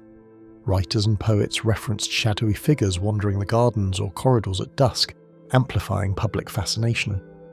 Guidebooks cautiously allude to unusual occurrences, and anecdotal accounts appear in diaries of visitors dating back to the 19th century. These cultural reinforcements both preserve and shape perceptions, creating a feedback loop in which expectation and mystery feed one another, strengthening the reputation of the Trianon as a place where history lingers unnaturally close. Even in the absence of witnesses, the gardens and salons exude a presence, as though time itself lingers in every reflection, footstep, and rustle of leaves. The architecture, carefully maintained over centuries, seems charged with memory, hosting interactions that resist explanation. Ambient sounds, filtered light, and subtle changes in atmosphere combine to create a heightened awareness of temporality, making each visit uniquely unsettling. Whether these experiences are residual echoes, imaginative projection, or signs of temporal anomalies remains uncertain, but the impression of historical continuity pressing into the present is undeniable, leaving visitors with a sense of awe and unease. The persistence of these unexplained phenomena challenges conventional understanding of history and human perception. Even decades of study have failed to provide conclusive evidence or a full explanation. For scholars, tourists, and staff alike, the Trianon remains a place where memory, legend, and possibly time itself converge. Each sighting, sound, or fleeting impression reinforces the notion that certain places may act as thresholds, moments where past and present intersect unexpectedly, leaving fragments of history visible to those who are alert and attentive enough to notice them. In the mirrored halls of Trianon, past and present converge, leaving only fleeting glimpses of a history that refuses to remain buried. The Green Children of Woolpit, England. Mist clung to the rolling fields outside Woolpit, and the faint outline of ancient wolf pits lent the village an uncanny stillness that seemed suspended between day and night. The low-hanging fog twisted around thatched cottages and dirt lanes, concealing the ordinary world and creating an air of quiet expectancy. Villagers who wandered near the forest edges later recounted a feeling of being watched by something unseen, a sensation that set their nerves on edge. It was in this subdued, almost otherworldly atmosphere that the first hints of a mystery, the Green Children, began to emerge, altering the fabric of local memory forever. In the 12th century, Woolpit was a modest agricultural settlement, its thatched cottages and narrow lanes chronicled sparsely by local records and the attentive eyes of visiting clerics. The villagers lived by the rhythm of planting and harvest, attending the parish church and maintaining a careful communal routine. Isolation from larger towns meant that news travelled slowly, and strange events, once observed, left a lasting impression. The landscape's uneven terrain, with its hidden pits and meandering streams, gave rise to whispered stories and superstitions, shaping a collective consciousness that would later absorb the inexplicable appearance of two green-skinned children as both terrifying and awe-inspiring. The first sighting of the children occurred near one of the wolf pits, where two small figures with green-hued skin emerged, trembling and wary of the villagers who surrounded them. Chroniclers described the children's strange appearance in detail, noting that their hair was light, their eyes wide with fear, and their movements hesitant but deliberate.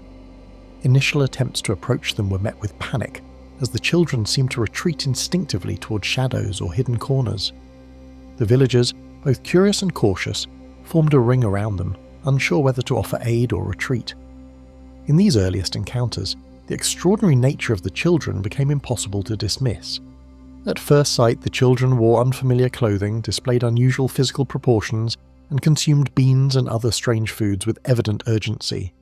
Their garments were rough, possibly woven from unfamiliar materials, and did not match any known local fashion.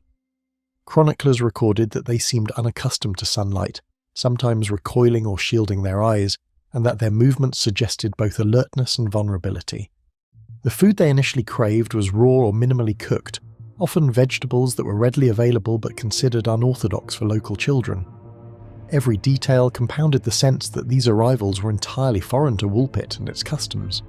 Their speech was incomprehensible at first, a strange language that defied recognition, leaving villagers puzzled and anxious as they attempted to decipher the children's origins. No words matched any known dialect in Suffolk, and the villagers struggled to establish even rudimentary communication. Some chroniclers suggested that the children were inventing sounds, while others believed they were speaking a tongue from another land or era. Attempts to teach them English yielded slow results, as the children hesitated and sometimes repeated unfamiliar syllables in patterns that hinted at structured language rather than nonsense. This linguistic barrier reinforced the perception that they had come from an entirely different world.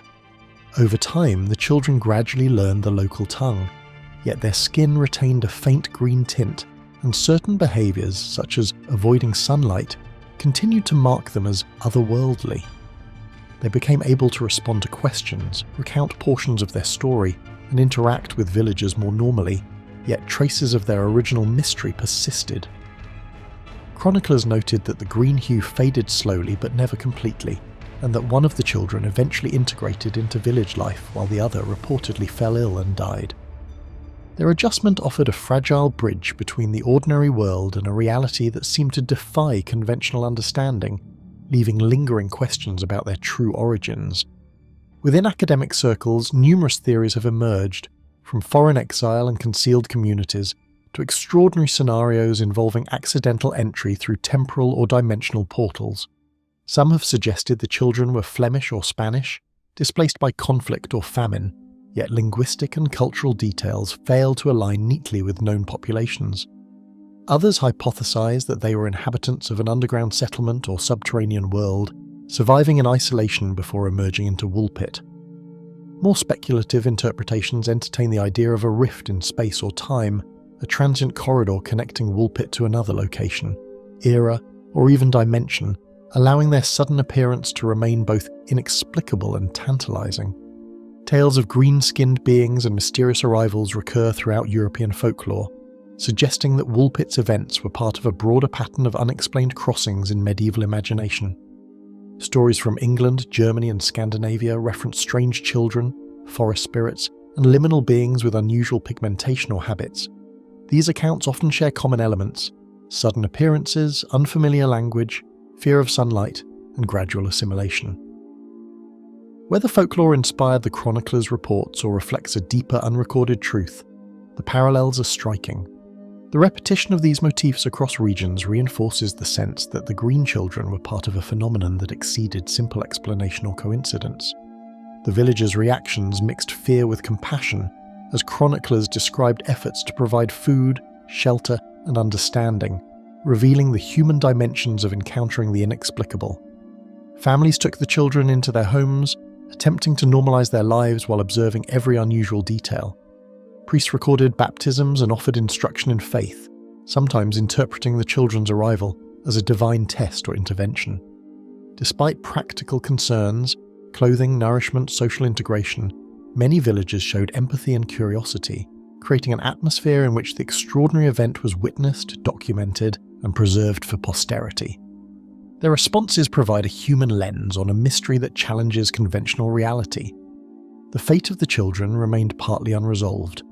One reportedly died in youth, while the other integrated into society, leaving lingering questions about their true origins and ultimate destination.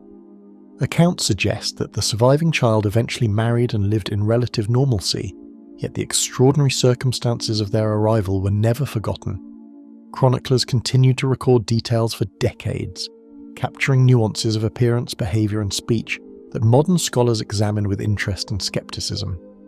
The lingering sense of dislocation, the green tint and the unfamiliar habits all contributed to a narrative that resisted full assimilation into ordinary history. Modern researchers have examined linguistic, historical and biological evidence, considering everything from lost dialects to potential genetic anomalies, yet no definitive explanation has emerged. Attempts to identify plausible migration patterns, isolated communities or dietary conditions account for only fragments of the story.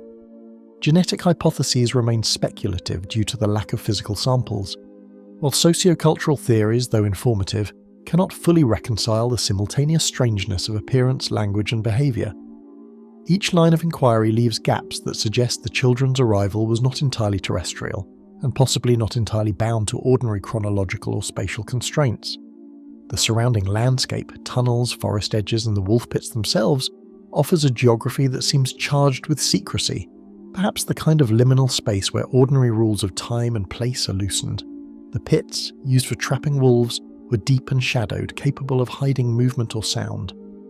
Nearby woods extended into remote areas where sunlight filtered unevenly, creating dappled patches of both concealment and illumination. Chroniclers speculated that such spaces could harbour beings unknown to villagers, or act as thresholds between realms. This physical environment, combined with documented phenomena, heightens the plausibility of a crossing, be it temporal, spatial or otherwise, that left the children in Woolpit abruptly. Over long years of study, the Green Children continue to intrigue, implying that certain arrivals fall outside ordinary classification and suggest enigmas beyond familiar perception. Scholars, folklorists, and casual observers alike remain fascinated by the precise combination of features: green skin, unknown language, dietary quirks, and mysterious origin. Each retelling emphasizes aspects that defy logic, underscoring the narrative's persistence across generations. Whether the explanation lies in folklore, rare human conditions, or phenomena that transcend space and time, the Green Children endure as one of history's most enigmatic cases, capturing imagination while defying definitive explanation. In the silent fields and shadowed pits of Woolpit, traces of the extraordinary endure, whispering of journeys from places or times yet unseen. The Missing Regiment of Gallipoli, Turkey. Smoke rose from the ravaged hills of Gallipoli, mingling with the acrid scent of gunpowder and churned mud as soldiers struggled to maintain formation under relentless artillery fire. The din of battle pressed on every sense, from the tremor of exploding shells to the sharp whistle of bullets cutting through mist-laden air.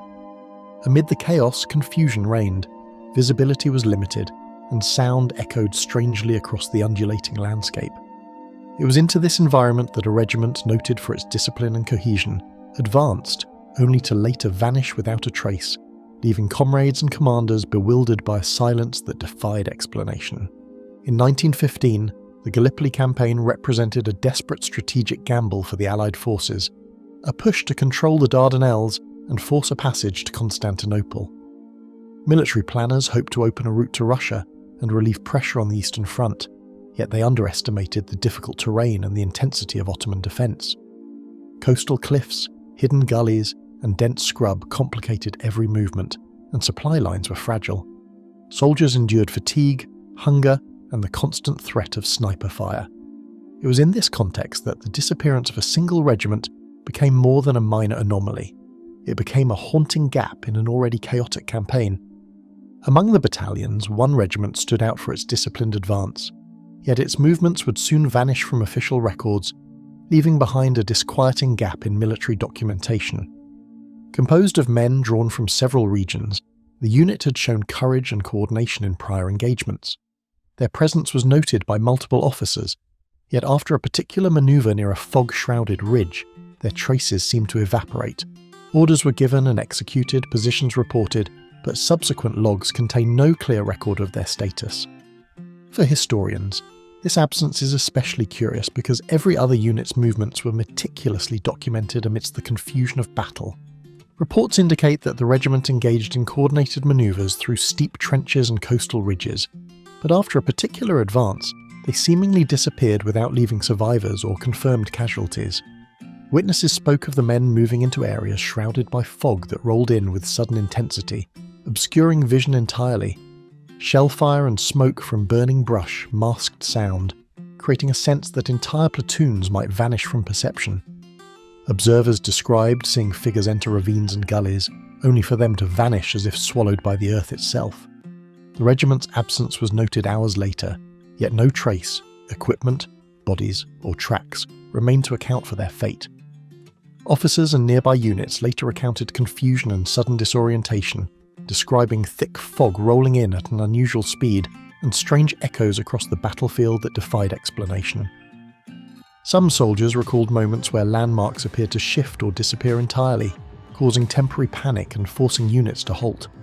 Reports of auditory illusions, marching sounds from no identifiable source, distant voices, or echoing commands added to a growing sense that ordinary perception was failing.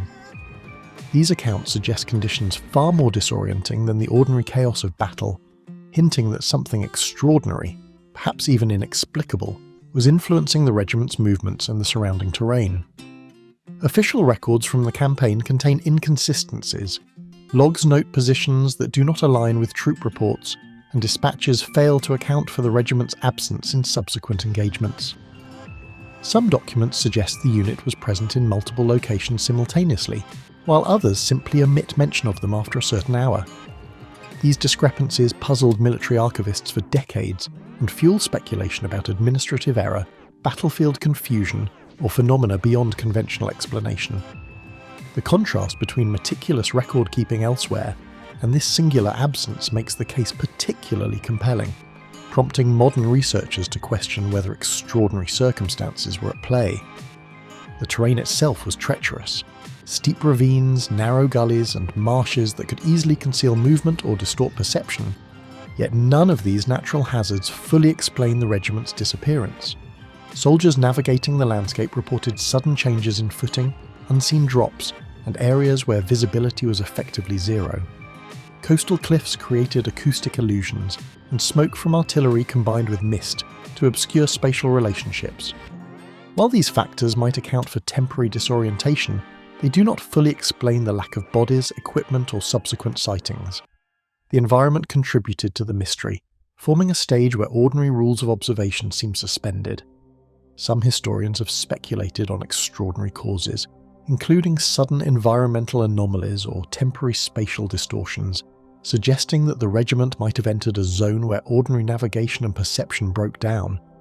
This hypothesis posits that extreme conditions, fog, artillery shock waves, and psychological stress could have created a localized distortion in perception, or perhaps something even stranger. While speculative, such interpretations resonate with reports from other mysterious disappearances during wartime, where entire groups seem to vanish under conditions that defy conventional logic. The idea that space, or even time, might behave unpredictably in such extreme contexts cannot be dismissed entirely. Comparisons with other unexplained wartime vanishings hint at a recurring phenomenon. Entire units sometimes seem to vanish under circumstances that leave little evidence and no clear explanation. Military history contains multiple accounts of battalions that disappeared temporarily or permanently during dense fog, night assaults, or battlefield confusion, though none as thoroughly documented as this Gallipoli case. Patterns emerge: disorientation, sudden environmental change, and the absence of traceable remains. These parallels suggest that the disappearance of the regiment may be part of a broader pattern of events where extraordinary forces, whether environmental, psychological, or temporal, interact in ways not yet fully understood. Military analysts have reconstructed possible scenarios using maps, logistics, and eyewitness accounts, yet even modern methods cannot fully account for the regiment's sudden absence. War diaries, survey maps, and contemporary photographs allow partial reconstruction of movements, but gaps remain where the regiment was last reported. Simulations of battlefield conditions indicate that natural causes alone, ambush, misnavigation, or accidental fall into ravines, fail to explain the total lack of evidence. Each attempt to model the event only deepens the mystery, leaving historians and military strategists with the unsettling notion that something unusual indeed occurred in that misted, shell-scarred terrain. Local villagers reported fleeting glimpses of troops in unfamiliar locations days after the disappearance, suggesting movements that contradicted official routes and timings and fueling speculation about extraordinary forces at play. Farmers recalled seeing soldiers appear along ridges, vanish into valleys, and re-emerge elsewhere as though displaced by unseen currents. These accounts, while anecdotal, were collected from multiple independent sources and corroborated by notes from nearby officers. The pattern of sightings, brief, disjointed, and difficult to verify, adds to the sense that the regiment may have encountered a phenomenon that temporarily removed them from conventional spatial constraints. Following a thorough investigation, the regiment's fate remains unresolved, prompting historians and enthusiasts to wonder if extreme wartime conditions produced effects beyond ordinary comprehension. Years of archival study, field examination, and scholarly debate have illuminated much of the Gallipoli campaign, yet this disappearance remains a singular anomaly. military experts admit that while ordinary explanations are plausible, they're not entirely satisfactory. The absence challenges assumptions about battlefield dynamics and human experience, suggesting that sometimes, even in the most meticulously documented events, reality can be interrupted by something unaccountable. The mystery endures, a reminder that in chaotic, high-stakes environments, the boundaries between ordinary reality and the extraordinary may sometimes blur beyond recognition. The regiment's disappearance has inspired speculative studies, fiction, and enduring folklore among descendants of the campaign, demonstrating how human memory and imagination intertwine with documented events. Whether interpreted as psychological, environmental, or potentially temporal, the case challenges conventional categories of historical analysis, leaving a space for wonder, debate, and the unsettling possibility that some events escape ordinary measurement. The shattered trenches and misted hills of Gallipoli hold the memory of a missing regiment, a silent reminder that some passages may exist where the ordinary laws of reality do not apply. The Roanoke Colony, North Carolina, USA. John White, the appointed governor of the Roanoke Colony, and a seasoned leader tasked with overseeing the English settlers, returned to Roanoke Island in late summer 1590. The summer sun glinted off the waters that had once carried supplies and settlers to this fledgling colony. Yet what greeted him was profoundly unsettling. Empty cabins, silent streets, and the complete absence of the people he had left behind. Doors swung on their hinges with the breeze, crops were tended only by the wind, and the quiet was so unnatural it seemed as though time itself had paused to hold its breath. The colony had been established only a few years earlier, in 1587, with hopes of expanding English influence and securing resources in the New World. Settlers had endured harsh conditions, from unpredictable tides to dense forests teeming with unfamiliar flora and fauna, yet they persevered with courage and ingenuity. The English crown had invested heavily, sending families, skilled tradesmen, and provisions intended to sustain them through the initial hardships of survival. It was a venture of ambition, fraught with danger yet full of promise, a promise that seemed to vanish almost as quickly as the settlers themselves. Among the families who'd embarked on this new life were men and women accustomed to toil, raising livestock, planting crops, and constructing homes from timber and stone. Children played near the rivers and under the shade of towering trees, learning the rhythms of a land so different from England. Daily life had a cadence, ordinary and reassuring, yet now the absence of sound, the laughter, the hammering of tools, the calls across the settlement amplified the sense of unnatural emptiness. The contrast between what had been and what White now saw deepened the mystery, making the void almost tactile. The most striking clue left behind was a single, cryptic word, Croatoan, carved into a wooden post and left unobstructed for all who might return. Other carvings were reportedly scattered across fences and posts, faint and ambiguous, but none conveyed a clear message of intentional direction. There were no signs of struggle, no bodies, and no evidence of disease or sudden calamity. The carvings hinted at departure, yet their simplicity and singularity raised more questions than answers, suggesting an abrupt and inexplicable disappearance rather than a planned migration. White embarked on a methodical search of nearby islands and inlets, rowing through narrow channels lined with mangroves and exploring forested paths where shadows seemed unnaturally long. He questioned local Native American tribes about sightings of the missing settlers, yet even these inquiries yielded fragmented accounts and inconsistencies. Every attempt to locate signs of the colony or its people returned only faint traces: an overturned pot, a trampled path, the echo of footsteps on empty ground. The absence of concrete evidence transformed the search itself into a haunting journey, one where each step deepened the sense of the inexplicable. Historians and contemporaries have long proposed potential explanations for the disappearance, including assimilation with local tribes, death from starvation or disease, or relocation to a more favourable site. Each theory holds a measure of plausibility, yet all leave significant gaps in understanding. No records or material evidence conclusively confirm any of these scenarios. The incompleteness of historical documentation allows room for speculation, and while natural causes remain the most conservative explanation, the total vanishing of the colony has invited extraordinary interpretations across centuries. The unforgiving environment was a relentless obstacle for both the settlers and their would-be rescuers. Storms swept across the coast, rivers altered their courses, and dense forests concealed any pathways that might have led to survival elsewhere. Even seasoned navigators struggled to traverse the shallow marshes and shifting sandbanks that encircled the island. These natural challenges complicate the story, providing potential explanations for the disappearance while simultaneously reinforcing the unlikeliness that the colony could simply vanish without leaving more tangible traces of struggle or relocation. Some accounts suggest subtle anomalies beyond natural explanation. There were reports of settlers glimpsed in improbable locations, of lights flickering among the trees at odd hours, and of voices carried across otherwise silent marshes. These tales, though fragmentary and anecdotal, hinted events that defy ordinary understanding. Whether exaggeration, misinterpretation, or a faint whisper of something extraordinary, such observations contribute to the aura of the unknown, making the Roanoke disappearance a story that flirts with the possibility of spatial or temporal anomalies. A close review of contemporary maps and navigational logs from White's expeditions reveals that certain surrounding islands and inlets were mischarted or inconsistently documented, creating hidden channels and marshes that could have temporarily concealed movement.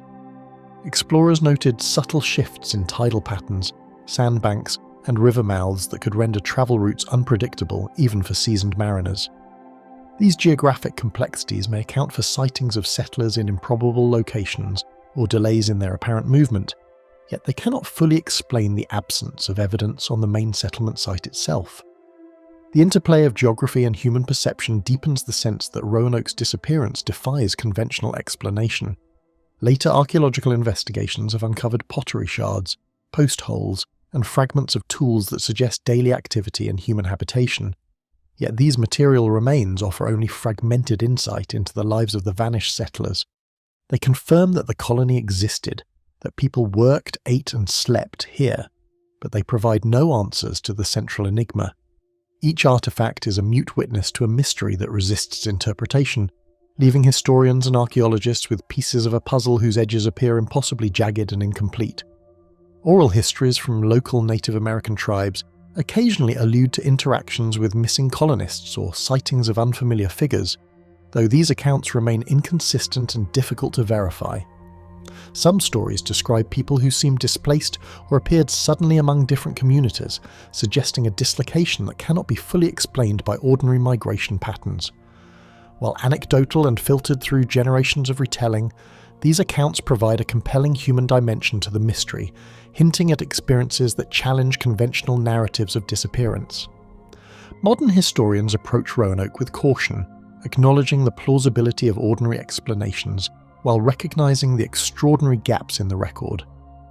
Despite centuries of investigation, no single narrative accounts for all facts or aligns with every clue, leaving the story open-ended.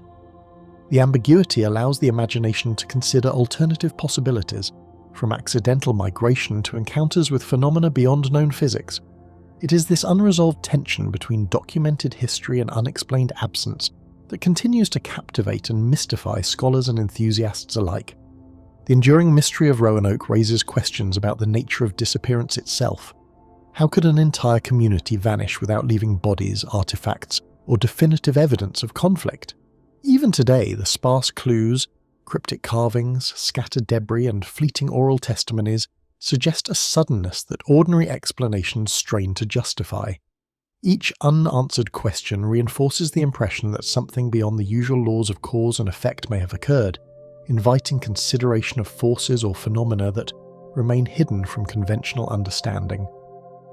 Reflecting on the centuries that have passed, the story of Roanoke underscores the fragile boundary between documented history and unsolved enigma. Entire families and skilled tradesmen existed, built a life, and then disappeared from the record as if pulled from one reality into another. The intersection of ordinary human endeavour with inexplicable absence suggests a potential reality where time, space, or both can be subtly altered, leaving no trace for those who return. Even as historians piece together fragments and archaeologists unearth the echoes of daily life, the ultimate fate of the Roanoke colonists remains shrouded in uncertainty. The notion that entire communities might vanish in a manner inconsistent with known historical patterns challenges our understanding of human history and opens the door, if only hypothetically, to phenomena that intersect with the extraordinary. where temporal or spatial boundaries may not behave as expected. The empty streets and abandoned homesteads of Roanoke Island endure as a haunting testament to the possibility that some passages exist where entire communities can vanish without a trace. The Tunguska Blast, Siberia, Russia. The morning of June 30th, 1908 dawned over the Siberian taiga like any other, but the stillness of the vast forest was shattered by an explosion of unimaginable force. Witnesses in remote settlements described a blinding light that raced across the sky, followed by a thunderous roar that flattened trees for miles in every direction. Yet when investigators later reached the site, there was no impact crater, no discernible meteorite, and no conventional explanation that could account for the sheer scale of destruction. The event seemed to defy the laws of nature, leaving a scar across the land that whispered of forces beyond ordinary understanding. The Tunguska region, sparsely populated even in the early 20th century, was dominated by dense pine forests and frozen rivers, landscapes that had remained largely untouched by human hands. Settlers and indigenous Evenki people observed the phenomenon with awe and fear, reporting strange atmospheric changes in the hours before the explosion. Glowing skies, unusual cloud formations, and a low, persistent hum that resonated across the Siberian plains. These accounts, preserved through oral histories and later expedition notes, suggested an anomaly that seemed to emerge suddenly from the heavens. Early scientific examinations focused on meteorites and cometary fragments as likely culprits, but no physical remnants of such objects were ever recovered. Pierre-style expeditions, led decades later, documented the radial pattern of flattened trees and the absence of a conventional crater, deepening the mystery. Every attempt to reconcile the devastation with known celestial events revealed inconsistencies that left room for speculation about forces that could alter or distort natural law on a local scale, hinting at a phenomenon that might transcend ordinary time and space. Eyewitnesses described the blast with vivid and consistent detail. Some recalled hearing a sound like a rolling thunderclap, followed by a shockwave that rattled their dwellings, while others reported a temporary paralysis of animals and an unusual stillness in the air moments before the explosion. The Evenki elders spoke of fiery serpents streaking across the sky, and distant observers noted an eerie luminescence that lingered long after the initial detonation.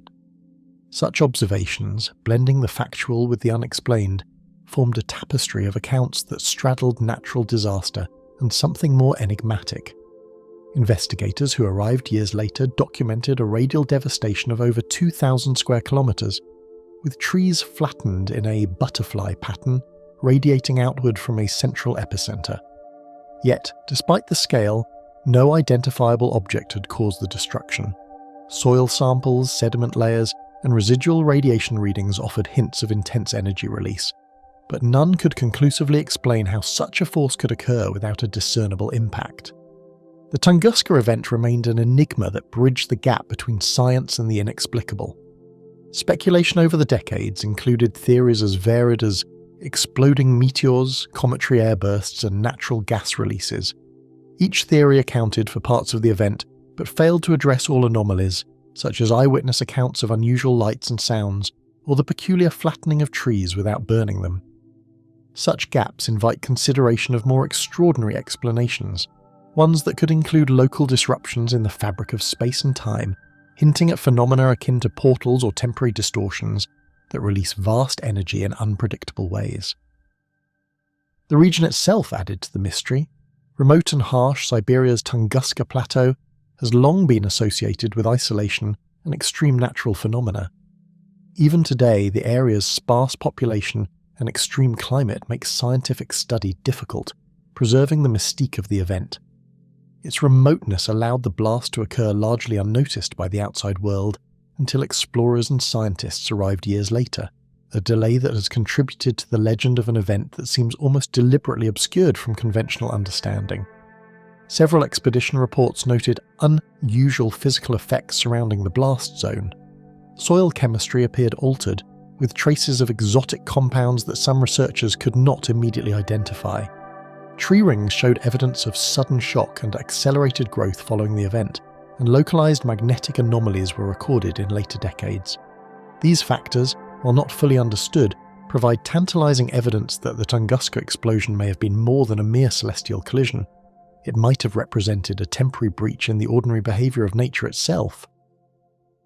Later surveys of the Tunguska site noted unusual patterns in tree regrowth and soil composition that continue to puzzle scientists. Certain tree species exhibited twisted growth rings inconsistent with normal environmental stress, while patches of scorched earth seemed to resist natural decay, preserving evidence of intense energy release. Additionally, some mineral deposits in the area were later identified as rare compounds, rarely found in typical meteorite impacts, hinting at chemical reactions not fully understood. These anomalies suggest that the explosion was not purely mechanical, but may have involved forces or phenomena that temporarily altered local physical and chemical processes, leaving traces that challenge conventional scientific interpretation. Unusual wildlife behaviour in the weeks following the explosion was recorded by local Evenki herders and later by scientists exploring the region. Animals, normally skittish or migratory, were observed lingering unnaturally close to the blast zone, exhibiting disoriented movements and altered patterns of feeding and migration. Birds nested in strange locations, and some reported sudden disappearances or reappearances of smaller creatures without explanation. Such anomalies in animal behaviour suggest that the event may have affected not only the environment, but also the natural rhythm of life in the area, hinting at disturbances that reach beyond physical devastation. Contemporary witnesses also noted peculiar atmospheric phenomena. After the explosion, skies were reportedly tinged with red and gold for days, and air currents carried strange scents described as metallic or ozone-like. Observers described the sun appearing distorted and the horizon shimmering with unnatural hues. While some of these observations could be attributed to aerosols or atmospheric disturbances caused by the blast, the consistency of eyewitness reports across dozens of kilometres suggests an event that temporarily altered local environmental conditions in ways that defy conventional explanation. Over the following decades, the Tunguska event inspired scientific expeditions that brought both scrutiny and further curiosity. Leonid Kulik's investigations in the 1920s and 1930s documented the scale of devastation, gathered eyewitness accounts, and noted the absence of a crater, highlighting the enigmatic nature of the event. His photographs of the flattened forests, maps of the radial destruction pattern, and collected testimonies became the foundation for modern study. Yet even these meticulous observations could not fully account for the extraordinary characteristics reported, leaving the door open to alternative, more speculative interpretations. Some researchers and enthusiasts proposed that Tunguska was a portal-like occurrence, a sudden opening in space-time allowing energy to manifest in ways unknown to contemporary science. Witnesses' descriptions of strange lights, temporary silences, and the fleeting appearance of unknown aerial phenomena support this line of speculation. While mainstream science maintains natural explanations, the pattern of anomalies and the absence of conventional causes make the portal hypothesis a compelling way to frame the event within the context of unexplained temporal or spatial phenomena. The Tunguska event remains unparalleled in modern history, both for its magnitude and its persistence as a mystery. Unlike typical meteorite impacts, it left no conventional evidence, challenged expectations, and inspired generations of researchers to question what they know about natural law. It is a case where scientific rigour meets the extraordinary, and where careful observation meets inexplicable detail, forming a narrative that straddles reality and the mysterious in a way that few other events do. Even today, the region continues to spark imagination and investigation. Satellite imagery, aerial surveys, and continued research reveal subtle scars across the landscape, but none provide closure. Each new study uncovers further evidence of anomalies without solving the central puzzle. The combination of witnessed phenomena, environmental oddities, and lack of conventional explanation sustains the sense that something extraordinary occurred, leaving humanity with an event that challenges both science and perception. The event at Tunguska is remembered not merely for its destruction, but for the profound questions it raises about the nature of reality and the possibility of events that exist just beyond ordinary understanding, where energy, space, and perhaps time itself might behave in ways humans cannot yet fully grasp. The Siberian forest, forever scarred yet eerily silent, endures as a monument to an inexplicable force that may have bent the very fabric of space and time. The disappearance of Flight 914 RAP. Venezuela. The story known to many as the disappearance and reappearance of Flight 914 begins with a routine morning departure that never reached its destination and decades later returned in a way that defies simple explanation. On July 2, 1955, a Douglas DC-4 of Pan American World Airways was scheduled to carry passengers from New York to Miami, a flight expected to last only a few hours. According to the legend, the aircraft vanished from radar shortly after takeoff, leaving no wreckage, no distress call, and no immediate explanation for the fate of 57 passengers and 6 crew members, vanishing so completely that no official record of an investigation exists. For years, the story remained obscure, whispered in aviation circles and speculative forums, until a narrative emerged of a sudden reappearance decades later near Caracas, Venezuela. In September 1992, Maiquetía International Airport reportedly detected a mysterious radar signature resembling a long-retired DC-4. Air traffic controllers, unprepared for an aircraft seemingly frozen in time, watched as a 4-engine propeller plane descended toward a modern tarmac filled with contemporary jets, its very presence incongruous with the technological landscape of the early 1990s. Ground crews who approached the aircraft allegedly noticed a curious mixture of weathering and preservation. The fuselage looked aged yet intact, as though it had travelled through time without exposure to decay. Observers described passengers dressed in 1950s clothing, their mannerisms and hairstyles seemingly untouched by the decades that had passed in the outside world. This anachronistic tableau, suspended in the haze of disbelief and speculation, transformed the event into one of the most enduring aviation legends of the late 20th century. According to accounts, the pilot attempted to communicate with the control tower, claiming he was en route from New York to Miami, expecting to arrive at 9:56 a.m., unaware that nearly 40 years had passed since departure. Some versions of the story include the pilot's reported confusion, asking, "Where are we?" when told the aircraft was in Venezuela, a place and time entirely outside the boundaries of his memory. These details, whether fact or embellishment, amplify the narrative's allure, hinting at the possibility of temporal anomalies that challenge linear perception. Inside the cabin, the passengers' reactions were said to reflect disorientation rather than panic. They appeared unaware of any temporal displacement, moving as if the world around them had frozen at the moment of their disappearance. Some reports describe a calendar dated July 1955, allegedly found on board, a tiny relic offering the only concrete link to the supposed era from which the aircraft had emerged. Whether authentic or a narrative flourish, it deepens the sense of uncanny continuity between past and present. Residents near Maiquetía also describe unusual activity among ground personnel who witnessed the landing, noting that airport instruments registered fluctuations that could not be explained by standard radar behaviour. Some technicians claimed that dials and switches momentarily reacted as though the aircraft were phasing in and out of conventional tracking systems. Other reports suggest that routine radio checks picked up static-laden voices that briefly resembled 1950s speech patterns, a detail later dismissed by engineers but noted by controllers at the time. These subtle irregularities, if accurate, add another layer to the story, hinting that something beyond conventional aviation might have briefly intersected with the modern airport environment.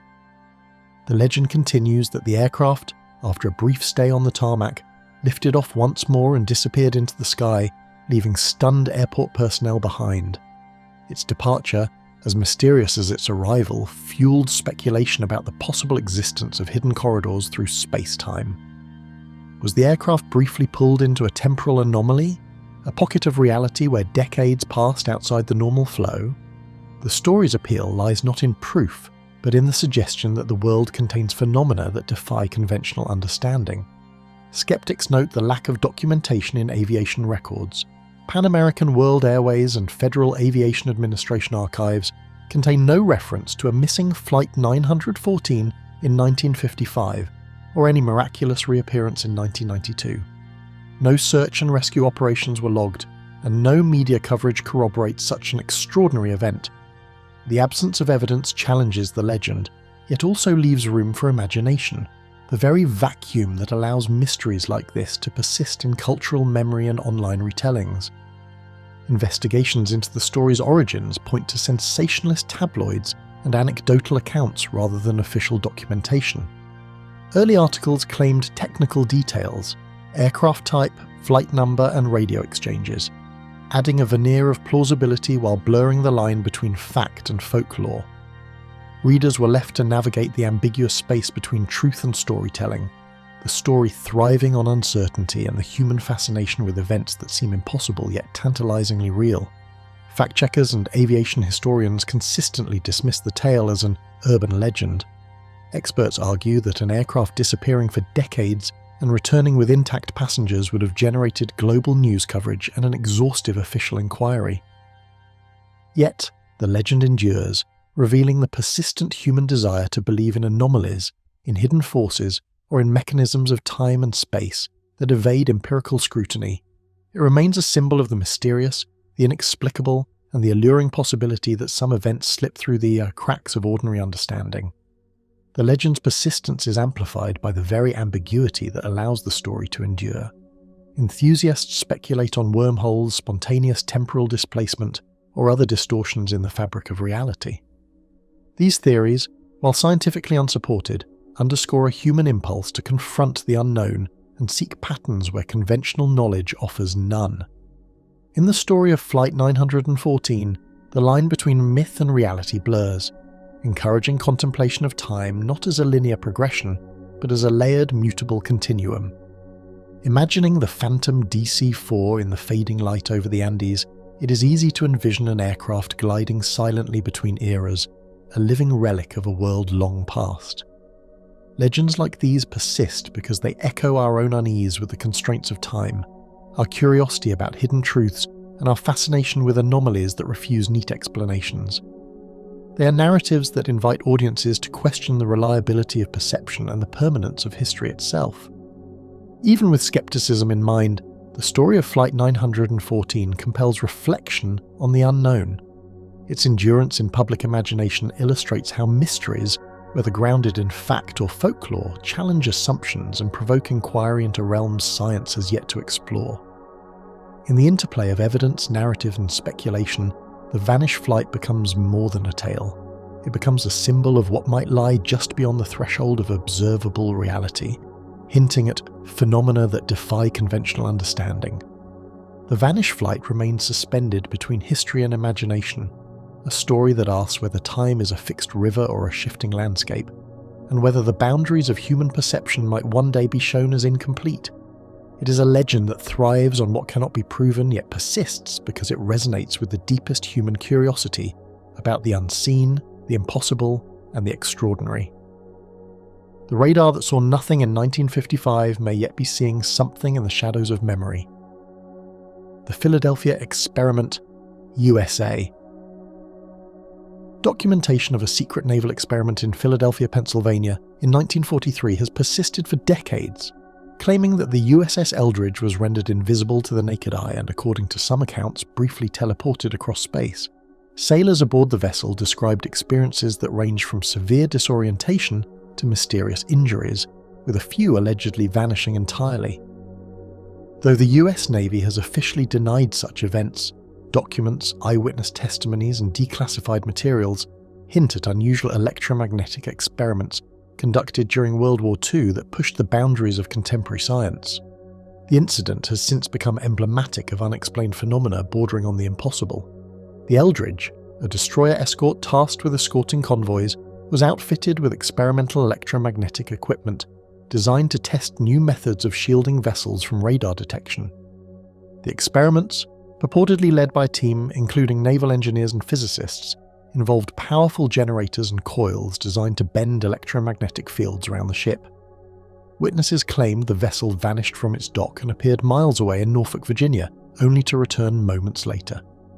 Accounts describe a shimmering aura surrounding the ship during these moments, suggesting a phenomenon beyond conventional science. Crew members recalled sensations of vertigo, nausea, and sudden weakness as the experiments progressed. Some reportedly suffered burns, blindness, or even temporary disorientation that lasted hours, while others described more bizarre effects, such as passing through solid objects or being embedded into the ship's bulkheads. Journals and letters written by sailors, later circulated among ufologists and conspiracy researchers, depicted a surreal environment in which normal physical laws appeared to falter. These first-hand narratives give the Philadelphia experiment its eerie reputation, blurring the line between scientific endeavour and impossible occurrence. When reviewing naval files, it becomes clear that the Eldridge participated in routine convoy operations and radar experiments, but documentation of extreme claims such as teleportation or invisibility is sparse. Skeptics argue that much of the lore derives from embellished testimonies and the sensationalism of post-war publications. However, even among the more conservative reports, anomalies persist: sudden electrical failures, unexplained disturbances in magnetic instruments, and inconsistencies in crew rosters during the experiment period, hinting that something unusual occurred. The ambiguity of the historical record leaves room for speculation that the ship may have experienced conditions akin to a localized distortion of space-time.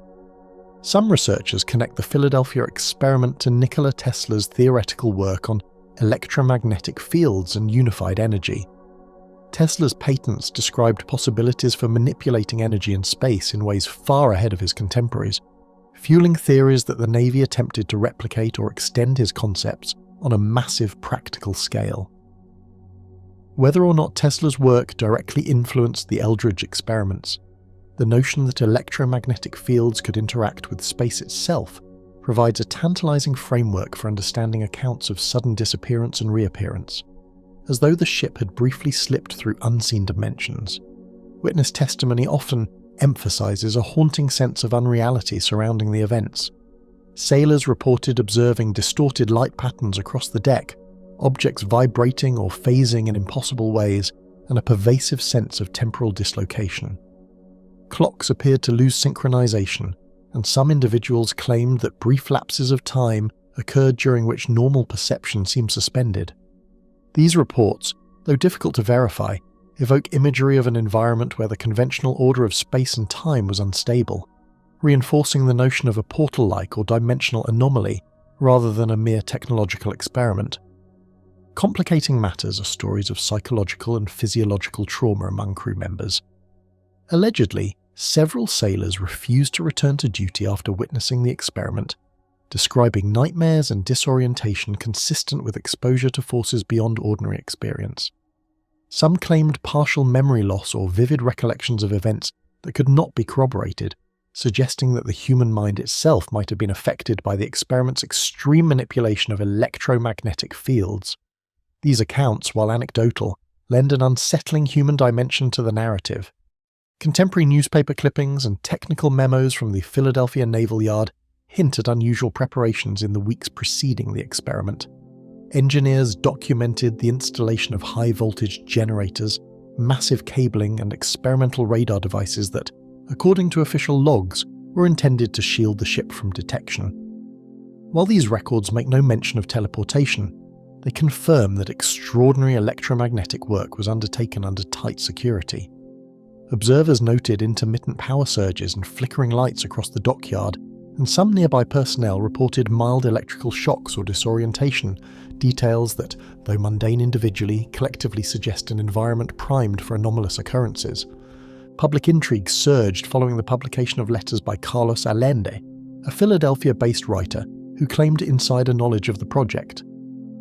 Allende described the Eldridge's sudden vanishing, accompanied by distortions in surrounding matter and sailors being physically fused into the ship's structures.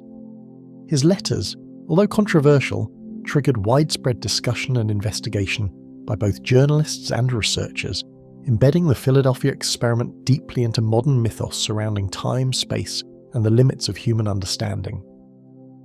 Analyses of declassified Navy documents reveal that while the Navy investigated electromagnetic field experiments, no official findings support claims of teleportation.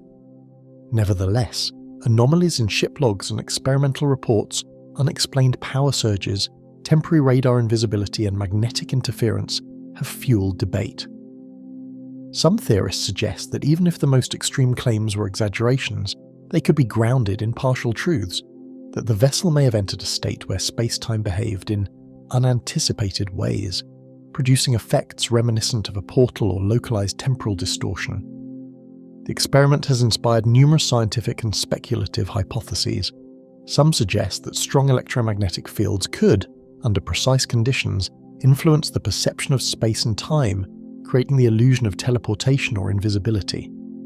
Others posit that unknown principles of quantum mechanics may have been at play, allowing the ship and crew to interact with dimensions beyond normal experience. Though these ideas remain untested, they offer a framework in which the extraordinary claims of the Philadelphia experiment can be interpreted without dismissing the historical accounts entirely. Over decades, the Philadelphia experiment has been examined through books, documentaries, and fictionalized accounts, each exploring the tension between plausible scientific inquiry and outright impossibility. Researchers continue to debate what truly occurred aboard the Eldridge, with some asserting it was a carefully controlled electromagnetic test gone awry, while others maintain that it represents one of the most compelling cases of temporal or spatial displacement ever recorded. The enduring fascination underscores the mystery's ability to straddle the boundary between science, legend, and speculation. Eyewitness accounts and secondary testimonies, though often contradictory, consistently highlight the same core anomaly: sudden disappearance or invisibility of the vessel, accompanied by physiological and environmental disturbances. These accounts resonate with themes seen in other unexplained phenomena, including reports of temporal slips and mysterious vanishings. The Philadelphia experiment thus occupies a singular space in portal lore. It combines historical documentation, eyewitness testimony, and scientific experimentation, producing a narrative that is both historically grounded and provocatively mysterious. Despite skepticism, the legend persists because it touches on a deep human fascination with controlling and traversing space-time.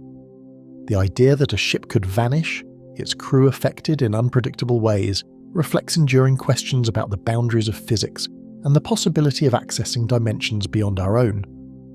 While definitive proof remains elusive, the story itself functions as a portal into human curiosity, where historical events, speculative science, and mystery intersect in ways that remain compelling even decades later. Preserved in naval archives and the recollections of those who witnessed it, the fleeting glimpse of a ship that vanished in time hints at forces that may still elude our understanding of reality itself. The Man from the Future photograph, South Fork Bridge, Canada. Sunlight glinted off the girders of South Fork Bridge, casting sharp lines across the wooden planks, and in that ordinary pattern of light and shadow, an extraordinary anomaly quietly revealed itself in a photograph. The bridge spanned the serene South Fork River, a place of routine labour and quiet transport. Yet the image captured something beyond the scope of everyday observation. Though the workers went about their tasks, adjusting pulleys and checking measurements, one figure in the frame seemed to exist outside the patterns of the time, a man whose presence did not conform to any record of the day. Decades later, the photograph surfaced in a collection curated by a local historical society, where its unusual clarity immediately drew attention. While the background showed typical construction attire, dusty planks, and tools consistent with 1941 bridgework, one man appeared incongruously modern, his posture, clothing, and an object in his hand defying the visual language of the period. Observers noted the stark contrast between the man and everyone else captured, a subtle dissonance that quietly unsettled those accustomed to reading history and photographs. The man stood slightly apart from the cluster of workers, his coat sharply tailored and markedly different from the wool uniforms worn by the labourers.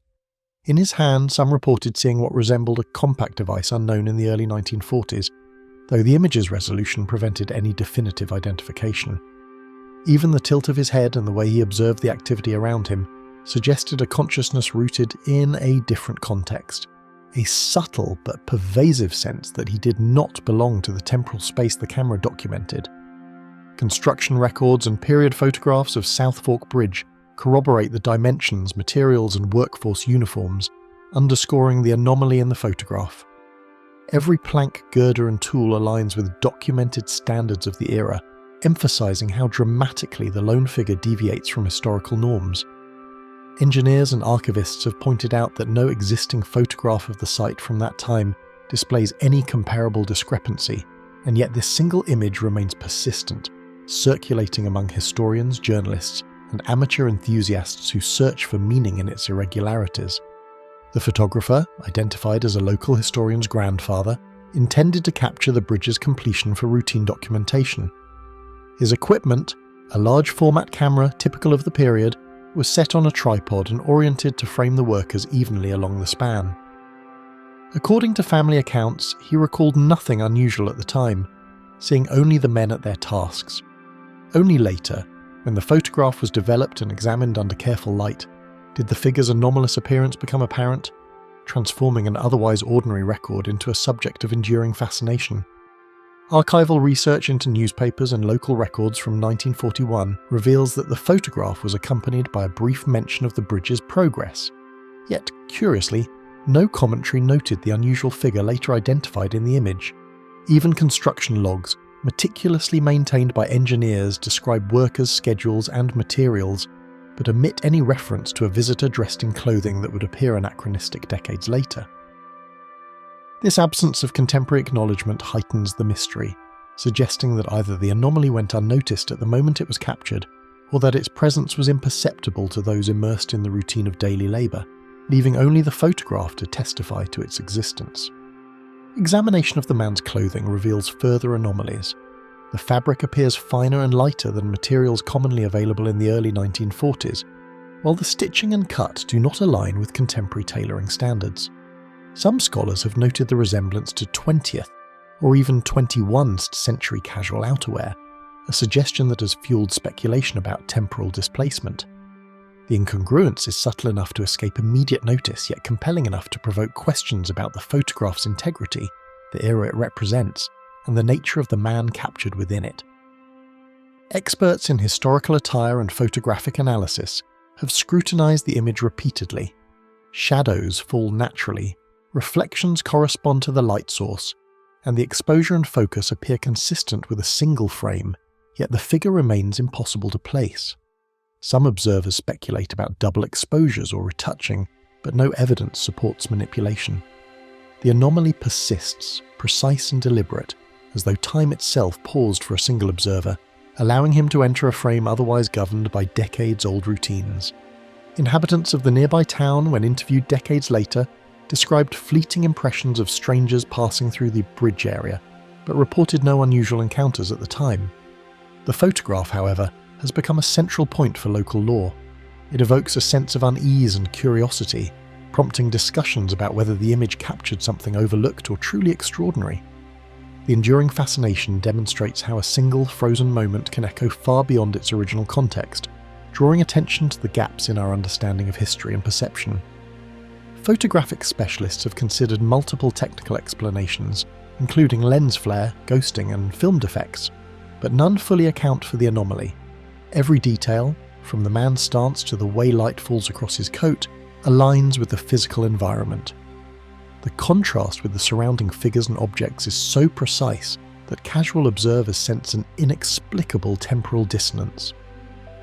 For those studying the photograph, the image functions simultaneously as historical evidence and as a puzzle, a singular frame that teeters on the edge between plausibility and impossibility. Cross-references with other documented anomalies in photographs suggest recurring patterns, objects or individuals appearing briefly outside their expected temporal context, leaving only a trace for future observers. Unlike Flight 914 or other high-profile tales of alleged time displacement, this anomaly is contained within a single, verifiable photograph. It illustrates how subtle evidence can provoke profound questions about the nature of time and memory, particularly when contrasted against a meticulously documented historical setting that otherwise matches the expected norms of the period. The image invites reflection on the boundary between recorded history and the inexplicable.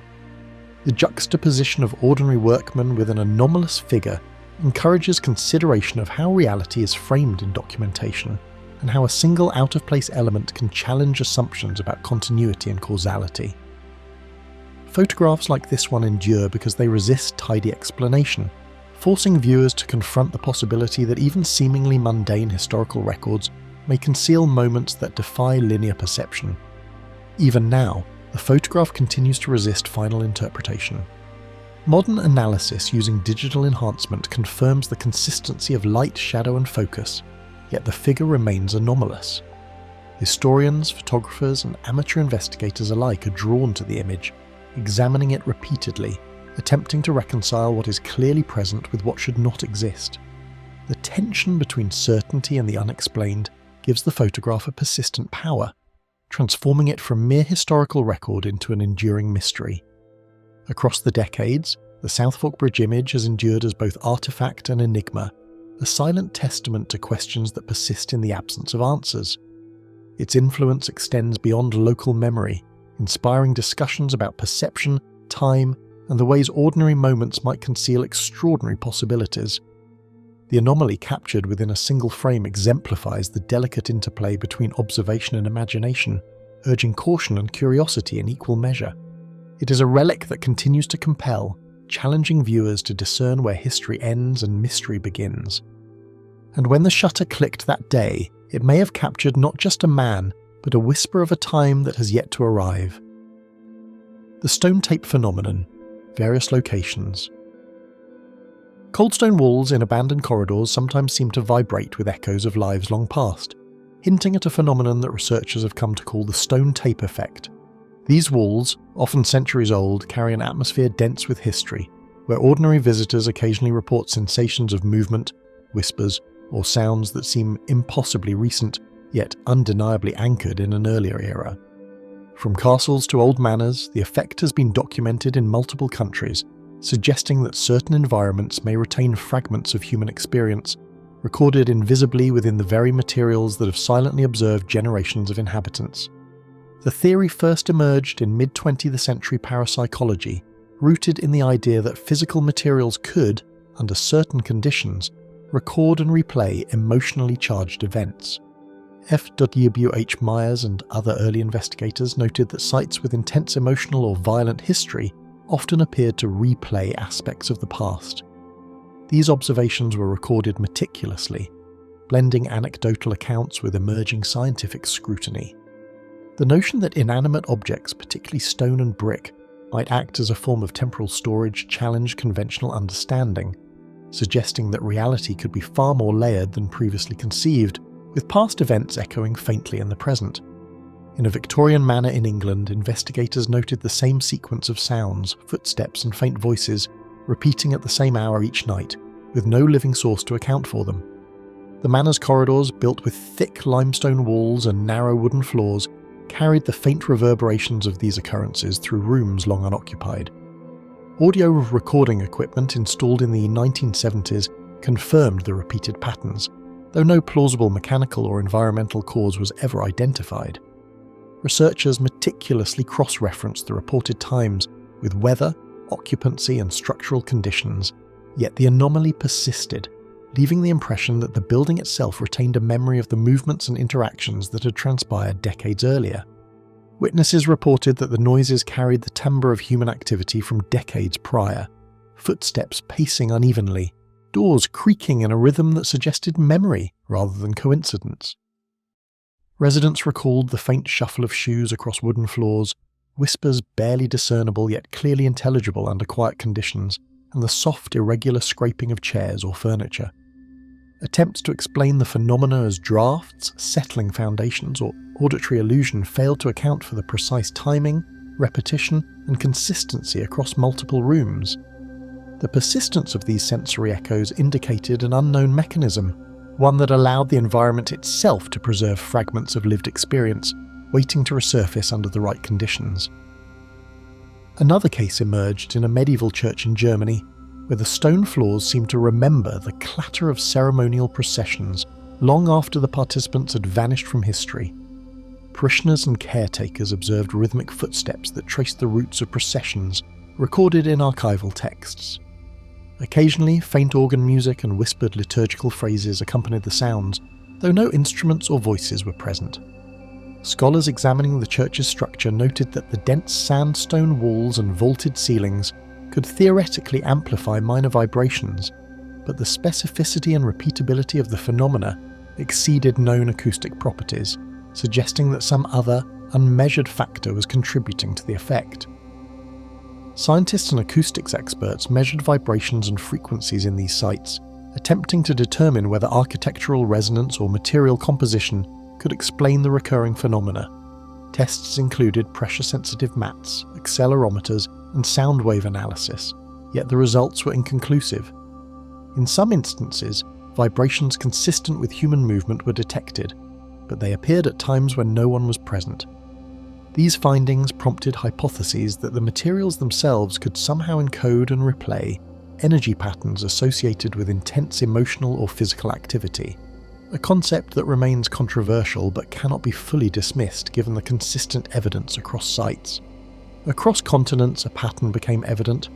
Structures constructed from dense stone and exposed to prolonged human presence often manifested similar residual effects, though the causes remained elusive. Reports span centuries and cultures, from monasteries in Europe to temples in Asia, suggesting that the phenomenon is not limited to a particular style of architecture or a specific geographic region. In each case, investigators documented repeated occurrences of sounds or faint visual impressions that aligned with past human activity. The cross-cultural consistency strengthens the argument that these are not isolated incidents or figments of imagination, but rather a recurring feature of how certain environments interact with human presence over time. Detailed documentation of these events, including audio recordings and written observations, lends credibility to the reports, demonstrating consistency across locations and decades. In England, multiple investigators over 30 years recorded the same faint footsteps in the same corridors, always appearing at roughly the same time. In Japan, caretakers of an ancient temple reported recurring impressions of chanting, even after the original monks had long passed. Photographs, logs, and sound wave analyses provide empirical support, revealing that these occurrences are neither random nor purely anecdotal, suggesting that certain materials may indeed preserve traces of historical activity that periodically resurface under specific conditions. Folklore and local legend frequently intersect with scientific inquiry, with communities recounting the same events that modern researchers attempt to record and analyze under controlled conditions. Stories of spectral footsteps, unseen presences, and faint echoes of past ceremonies often predate systematic investigation by decades, or even centuries.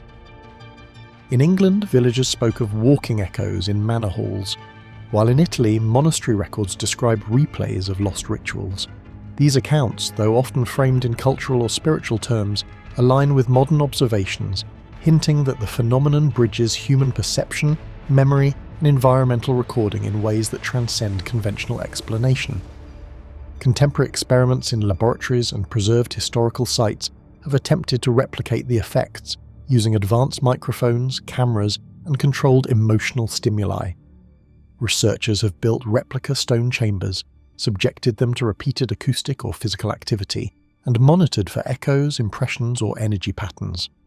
While some echoes were captured, they lack the specificity and fidelity of natural occurrences, reinforcing the idea that real-world conditions, complex architectural features, centuries of human interaction, and subtle environmental variables play a crucial role. The interplay of these factors may allow historical events to leave enduring, if faint, traces in the physical environment. Even with rigorous observation, certain residual effects resist explanation. Sudden footsteps, whispered voices, or fleeting impressions of activity appear and vanish without a physical source. In some locations, investigators experience sudden temperature shifts or localized vibrations coinciding with reported phenomena, though these effects cannot be consistently measured. Observers describe a sense of déjà vu, an uncanny familiarity with spaces that seems to echo previous generations' movements. These experiences suggest that environments may act as repositories of time, preserving fragments of human activity in ways that challenge conventional understanding of physics and perception. The persistence of these phenomena invites speculation about the nature of memory, energy, and the way certain moments might imprint themselves upon the very fabric of a building. If stone, brick, or mortar can encode residual impressions, it may offer insight into the human desire to leave lasting marks on the world. Whether through emotion, physical impact, or repeated activity, these imprints hint at a subtle interplay between consciousness and materiality, suggesting that history is not merely recorded in books or photographs, but can linger within the spaces themselves, waiting to be sensed by those who enter. From manor houses to medieval churches, The stone tape phenomenon endures as a quiet reminder that history may linger in ways that defy conventional measurement or understanding. Investigators continue to document occurrences, measure vibrations, and analyze recordings, yet certainty remains elusive. Each site offers a glimpse into a past that refuses to remain fixed, where human presence reverberates long after it should have dissipated. The phenomenon challenges assumptions about linear time and material permanence, inviting continued inquiry into the unseen ways history may persist in the spaces we occupy. Surrounded by walls of stone and mortar, one cannot help but wonder if the walls themselves remember more than we ever could. The Montauk Project allegations, New York, USA. Hidden along the windswept tip of Long Island, the Montauk Air Force Station has long been cloaked in secrecy, its long-abandoned corridors becoming the backdrop for extraordinary allegations. The sprawling complex once bustled with radar operators, engineers, and military personnel, its perimeter guarded against intrusion and observation. Today, rusting fences and weathered concrete buildings hint at decades of human presence now receded into memory, yet local lore and whistleblower testimony suggest that beneath this ordinary military veneer, experiments of a far more enigmatic nature may have been conducted, ones that some claim extended beyond the conventional limits of physics and time. During the height of the Cold War, the base served a conventional military purpose, housing radar systems, electronic research facilities, and support for coastal defense operations. Documentation confirms its role in tracking aircraft and managing communications along the eastern seaboard, and its infrastructure included extensive underground bunkers, laboratories, and testing chambers. Yet while these verifiable activities reflect standard defense initiatives, the site's unusual architecture, hidden rooms, reinforced chambers, and areas now sealed to the public has provided fertile ground for allegations of experimental projects that remain officially unacknowledged, giving rise to persistent speculation about the true extent of activities conducted at Montauk. In the 1980s, former personnel and alleged insiders came forward with accounts suggesting clandestine projects involving mind control, electromagnetic research, and even temporal manipulation, collectively referred to as the Montauk Project. These testimonies, though unverifiable in certain claims, converged on descriptions of highly secretive laboratories, strange equipment, and experimental protocols that reportedly extended beyond the scope of conventional military science. Books, interviews, and archived notes from whistleblowers began to circulate, presenting a mixture of personal recollections, partially corroborated events, and technical descriptions that blurred the boundary between verifiable history and extraordinary allegations, compelling investigators and enthusiasts alike to examine the site and its records in detail. Whistleblowers described laboratories lined with specialized equipment, large electromagnetic coils, reinforced observation chambers, and instrumentation designed for unknown purposes. Some accounts referenced high-voltage devices intended to project energy fields across rooms, while others detailed complex electronic arrays purportedly intended to affect human cognition. The descriptions consistently suggest an intersection of conventional technology with highly experimental applications, though no surviving documentation confirms the most extraordinary claims. Nevertheless, these reports contributed to a narrative of experimentation that implied manipulation not only of environment and electronics, but potentially of human perception, memory, and according to some, temporal orientation. Reports spoke of personnel experiencing sudden disorientation, gaps in memory, or strange sensations during experiments, prompting questions about whether human consciousness was being tested in unprecedented ways. Some individuals allegedly reported missing time, vivid hallucinations, or awareness of being in locations that did not align with their surroundings. These experiences, if accurately described, suggest a convergence of psychological, environmental, and potentially anomalous factors, though skeptics argue for stress-induced perception or misremembered events. Even with these ambiguities, the accounts convey a consistent sense of unease and disruption, highlighting that those present at Montauk during the project's active years may have encountered phenomena outside the expected norms of human experience. Some witnesses claimed that temporal distortions occurred in specific rooms, with objects appearing displaced or altered, as if chronology itself was unstable. Items were reportedly misplaced in patterns inconsistent with normal activity, and some personnel allege seeing fleeting glimpses of individuals or events not aligned with recorded schedules. While no documentation independently verifies these occurrences, the repeated claims across multiple testimonies suggest a persistent narrative that certain experiments generated effects beyond ordinary perception. The implications, if true, extend into the domain of temporal physics, raising questions about the limits of human technology and whether localized anomalies in time could be produced experimentally. Archived military documents confirm the existence of extensive radar testing, electronic experimentation, and high-frequency research at Montauk Air Force Station. These records include schematic diagrams, equipment inventories, and maintenance logs, providing a factual framework that grounds some of the whistleblowers' claims in reality.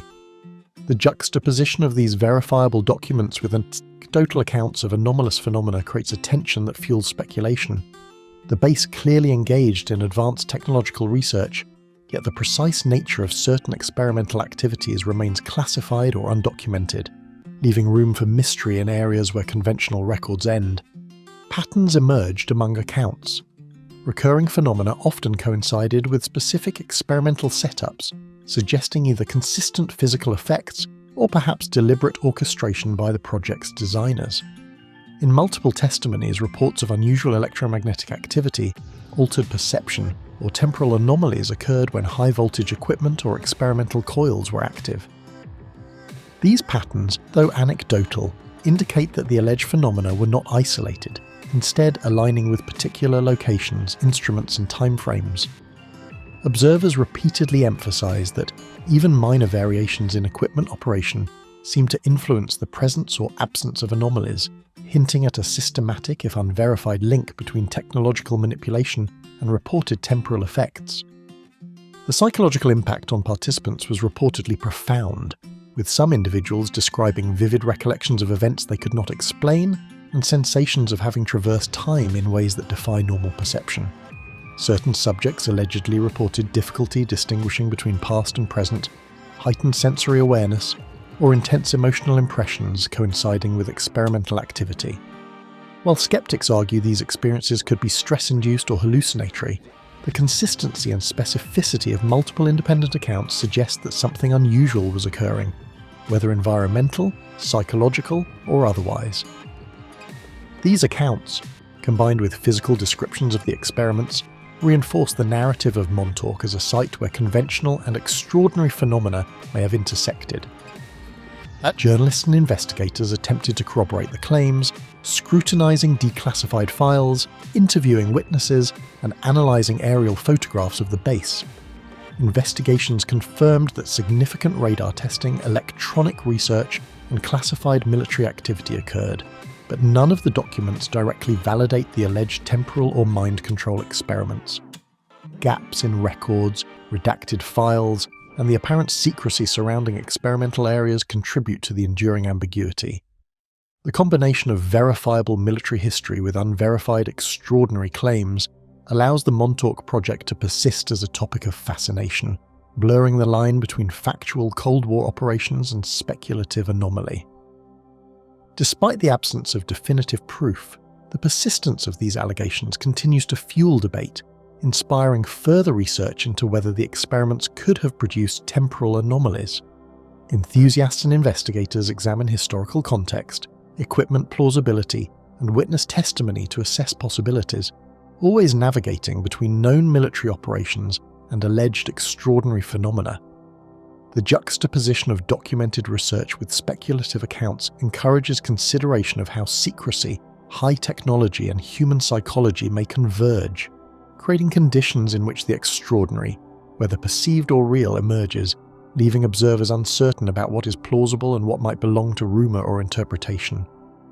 The base itself, now abandoned and partially decayed, evokes the lingering presence of secrets and questions that resist easy answers, where rusting equipment and empty halls suggest a history more complex than any official record.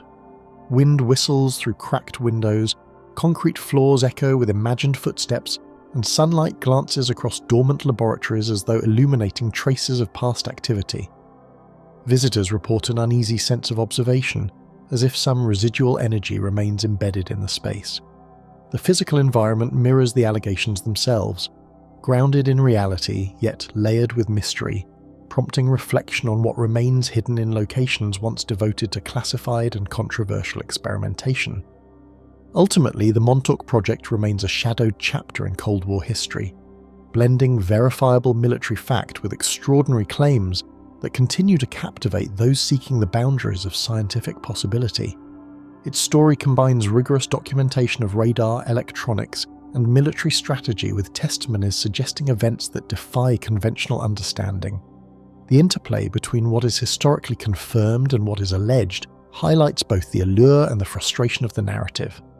Even decades later, Montauk stands as a place where the boundaries of human experimentation, perception, and possibly time itself are questioned but never fully revealed. And in the shadowed corridors of Montauk, the echoes of experiments long denied may yet whisper of possibilities we are only beginning to glimpse. The Vanishing Soldiers of the Somme, France. The fields of the Somme in 1916 were scarred by relentless artillery, mud, and shattered trees. Yet amid the chaos of battle, some of the most unsettling and mysterious events were not caused by gunfire. Across multiple accounts, soldiers reported sudden vanishings mid-combat, disappearing from trenches or craters without a trace. Eyewitnesses described men who returned hours or even days later, bewildered and disoriented, unable to account for the time they had lost. Letters, diaries, and regimental logs from the period document these occurrences, hinting at temporal anomalies that challenged even the most experienced officers' understanding of the battlefield. Private Émile Fournier, a French soldier stationed near Courcelette, recorded in his journal a chilling event.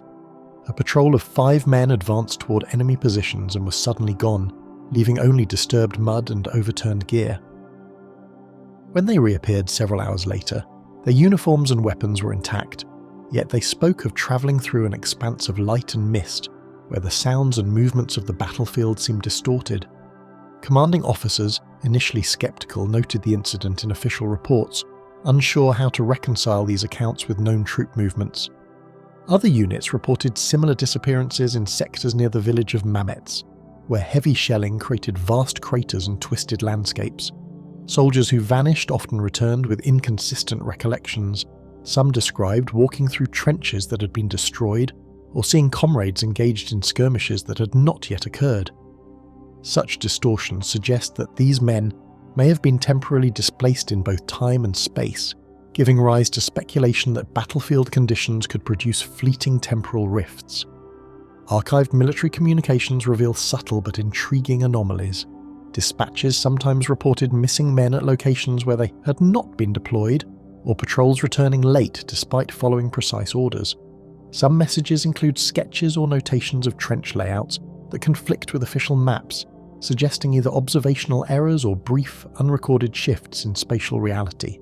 Cross-referencing these documents with soldiers' personal diaries reveals a consistent pattern of displacement and temporal confusion, indicating that, even in bureaucratic records, the phenomenon left traces that challenge conventional explanations and hint at a deeper, inexplicable influence upon the battlefield itself. Medical officers attending to the reappeared soldiers noticed peculiar symptoms.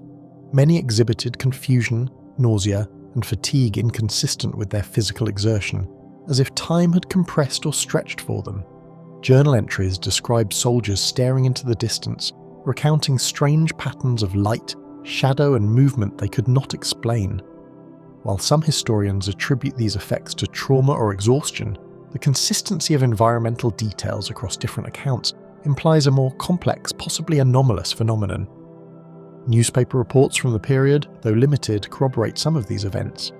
Le Matin recorded an incident near Fricourt in which a squad disappeared during an artillery exchange, leaving rifles and equipment undisturbed. Several soldiers returned the following day, describing vivid and disjointed visions of the battlefield, in which craters seemed deeper, shadows shifted unpredictably, and sounds overlapped in ways that defied ordinary perception. Such consistency between civilian and military observations adds credibility to the notion that these vanishings were not mere hallucinations. Some historians suggest that the extreme magnetic and atmospheric conditions created by prolonged bombardment could have caused perceptual distortions, giving soldiers a sense of temporal displacement. Others note that several accounts include information about events that occurred after the disappearances, as if those lost had glimpsed the immediate future. Whether these experiences were psychological, physical, or something more extraordinary remains a subject of debate, yet they align intriguingly with reports of other time-slip phenomena worldwide. Eyewitness testimony emphasizes that these events were not confined to isolated units or specific sectors. Reports spanned multiple regiments and villages, including Ginchi and Contalmaison, each describing sudden vanishings and subsequent reappearances. The recurrence of such incidents across a wide geographic and operational range suggests that the phenomenon was tied to the unique environment of heavily shelled battlefields, possibly revealing a pattern of temporal instability in zones of extreme disturbance. Official military logs occasionally reflect these anomalies in cautious terms. Lieutenant Marcel Dubois recorded in a regimental report that a patrol had returned from no man's land as if from another world, their expressions blank, yet haunted. Equipment was intact, but the men were unable to reconcile the hours they had been missing. The logs provide a rare, neutral corroboration of personal accounts, underscoring that commanding officers sometimes faced phenomena that could not be explained by conventional military reasoning. Beyond human accounts, environmental observations accompany these disappearances. Soldiers reported sudden mists rolling across trenches, strange flickers of light across shell-cratered landscapes, and sounds that seemed both delayed and overlapping. Local villagers described an unusual thickening of the air during some disappearances, and animals in the vicinity reportedly reacted nervously. These details, when considered alongside personal testimony, suggest a localized condition capable of producing anomalies in perception, or even in the flow of time itself. Topographical features of the battlefield may have amplified the anomalies.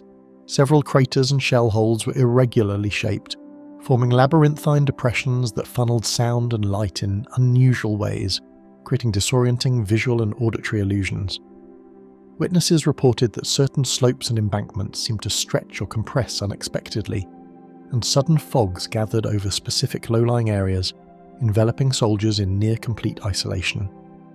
While no scientific study at the time could quantify these effects, the consistent descriptions suggest that the very landscape may have interacted with human perception, or perhaps with time itself, producing fleeting portal-like experiences along the war-torn fields. Several returned soldiers described events that had not yet occurred or witnessed shifts in terrain that were only verified later through reconnaissance.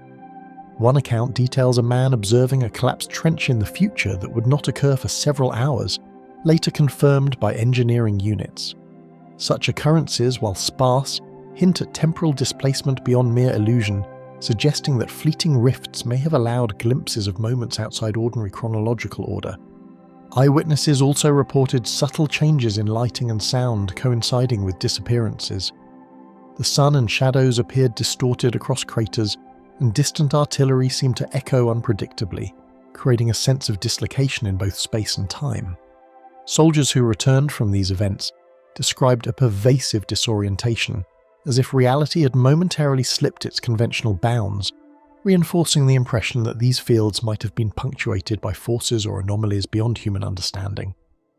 The legend of the vanishing soldiers persisted long after the war, entering memoirs, interviews, and the annals of military lore. While many historians ascribe the incidents to battlefield stress, exhaustion, or hallucination, the remarkable consistency of details across independent accounts resists easy dismissal. Each report includes concrete observations, terrain shifts, troop positions, or atmospheric oddities that can be cross-checked with official records, lending unusual credibility to what otherwise might be considered folklore. In the decades since, the phenomenon has attracted researchers interested in temporal anomalies, strange disappearances, and unexplained wartime phenomena. Scholars have drawn parallels with time-slip reports from rural Europe, missing persons cases, and other military incidents where individuals reappeared after unaccountable absences. While explanations remain speculative, the stories endure, compelling observers to reconsider the linear assumptions of time, particularly under extreme environmental and psychological conditions. Ultimately, the disappearances on the Somme raise profound questions about the intersection of time, perception, and reality under extraordinary circumstances. Soldiers who vanished returned altered, carrying fragments of experiences that do not fit conventional chronology. These enduring accounts challenge historians, scientists, and storytellers alike, leaving the unsettling possibility that even in the heart of war, time itself might behave in ways we scarcely comprehend. Amid the mud, craters, and shattered trenches of the Somme, the fleeting appearances of men lost to hours or years whisper that the battlefield may have been a hidden doorway where the flow of time itself could twist and falter. The time-lost soldiers of World War I, Belgium. Across Flanders in 1917, pockmarked craters, mud, and remnants of relentless artillery fire created a landscape that became the stage for one of the most enigmatic military mysteries of the First World War. Among the hundreds of documented battles, scattered accounts speak of soldiers who vanished mid-engagement, leaving comrades stunned and commanders baffled. Eyewitnesses described men disappearing during firefights, only to reappear hours, days, or even years later, often disoriented, with no memory of where they had been. These incidents, recorded in letters, diaries, and newspaper reports, suggest anomalies that hint at a distortion of time itself. Private Jacques Lemaitre, serving near Ypres in 1917, recounted in his journal how a small squad vanished while advancing toward an enemy trench. One moment they were crawling through mud and barbed wire, the next they'd simply disappeared. Lemaitre later reported that the men returned several hours later, uninjured but visibly shaken, claiming to have walked through a haze where the world was unfamiliar. Commanding officers struggled to reconcile such accounts with the battlefield's chaos, but the consistency of multiple reports lent them a chilling credibility. Other units reported similar phenomena, particularly during intense bombardments. Soldiers claimed to experience sudden temporal lapses, where minutes felt like hours and entire skirmishes were perceived in distorted sequences. These accounts often included details of landscapes or positions that did not match any known movements, as if the men had briefly entered a parallel version of the battlefield. In some cases, returned soldiers knew about events or enemy positions that had not yet occurred, further confounding military records. Medical officers noted unusual psychological effects in these reappeared soldiers. Some described intense vertigo, nausea, or confusion, while others exhibited memory gaps that left them unable to recount basic aspects of the time they were missing. Letters sent home spoke of strange days or walking through the mist of another world, reflecting a trauma that was both physical and temporal. These reports, though often dismissed as shell shock or the strain of war, consistently depicted phenomena beyond conventional explanation. In addition to journals and letters, several contemporary newspapers reported soldiers vanishing inexplicably. One Belgian paper, Le Soir, chronicled an incident in which a patrol of 10 men disappeared during an artillery exchange, only for 6 to reappear the next morning, disoriented and unable to explain their absence. Civilians and support staff who witnessed these returns described sudden materializations in trenches or fields, sometimes accompanied by faint shimmering light, or a strange atmospheric tension, further embedding the events in local lore. Certain historians speculate that the extreme electromagnetic conditions on the battlefield, combined with intense psychological and physical stress, might have caused an altered perception of time. Others suggest that the descriptions of landscapes and distorted sequences point towards something more extraordinary, localized temporal anomalies induced by unknown natural or man-made forces. While such explanations remain conjectural, the repeated accounts across different units and dates resist simple dismissal. Testimonies from those who witnessed the events emphasized that these occurrences were never confined to a single regiment or sector.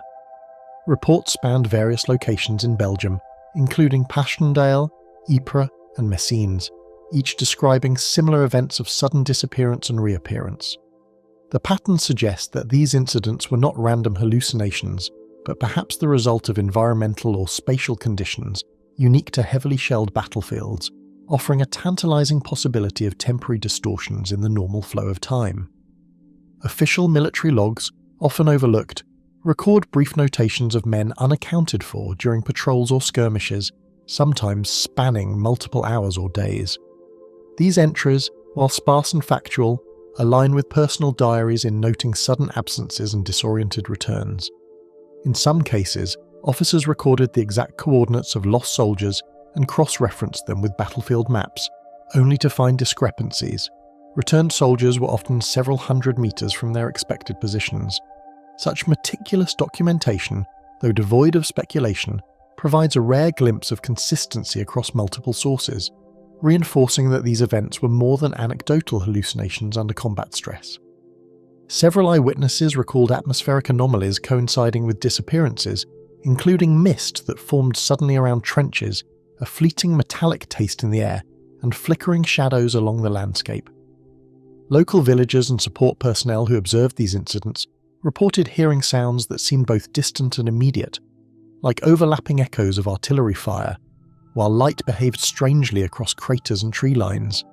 Though subtle, these environmental details, when cross-referenced with returned soldiers' descriptions, suggest conditions that could have contributed to temporal dislocation, or at the very least, created a shared perception of anomalous events that transcended individual imagination. Command records occasionally reflected bewilderment, noting men returning from patrols hours or days late with implausible explanations. Lieutenant Henri Dubois wrote in a report that 2 soldiers had returned as if stepping from one world to another, with weapons and equipment untouched, yet their faces bearing expressions of confusion unlike any he had seen in battle-hardened troops. These accounts, preserved in regimental archives, provide a rare glimpse into experiences that skirted the edges of both documented history and inexplicable phenomena.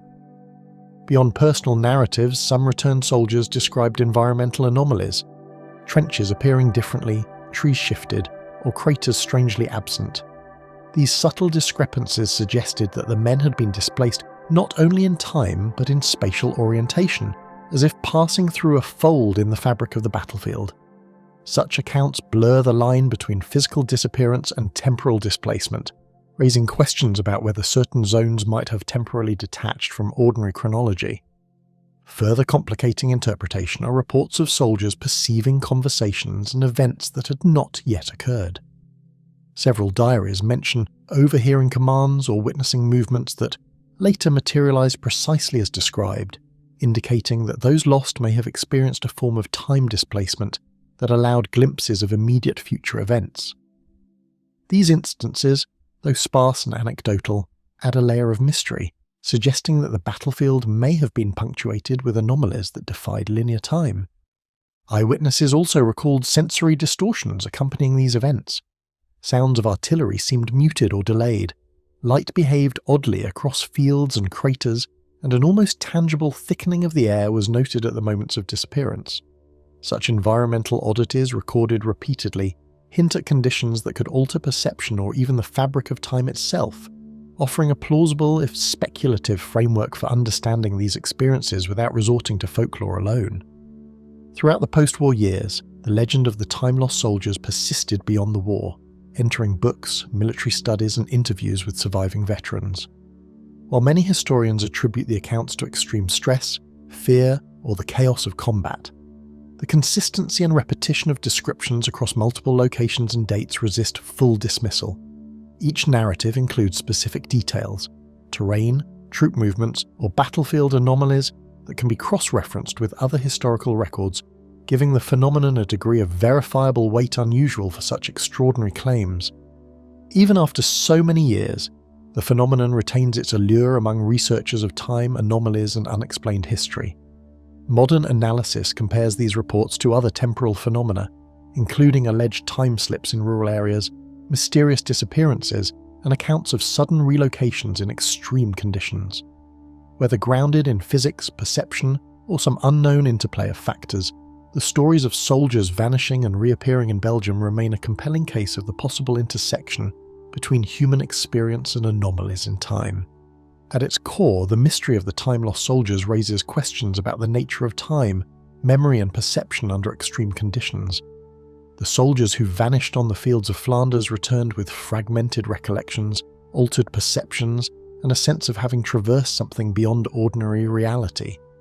These enduring accounts continue to challenge historians, scientists, and storytellers alike, leaving an unsettling possibility that even in the chaos of war, time itself may not behave as linearly as we assume. Within the craters and barbed wire of Flanders, the fleeting appearances of men lost to hours or years whisper that the battlefield may have been a hidden doorway where the flow of time itself could twist and falter.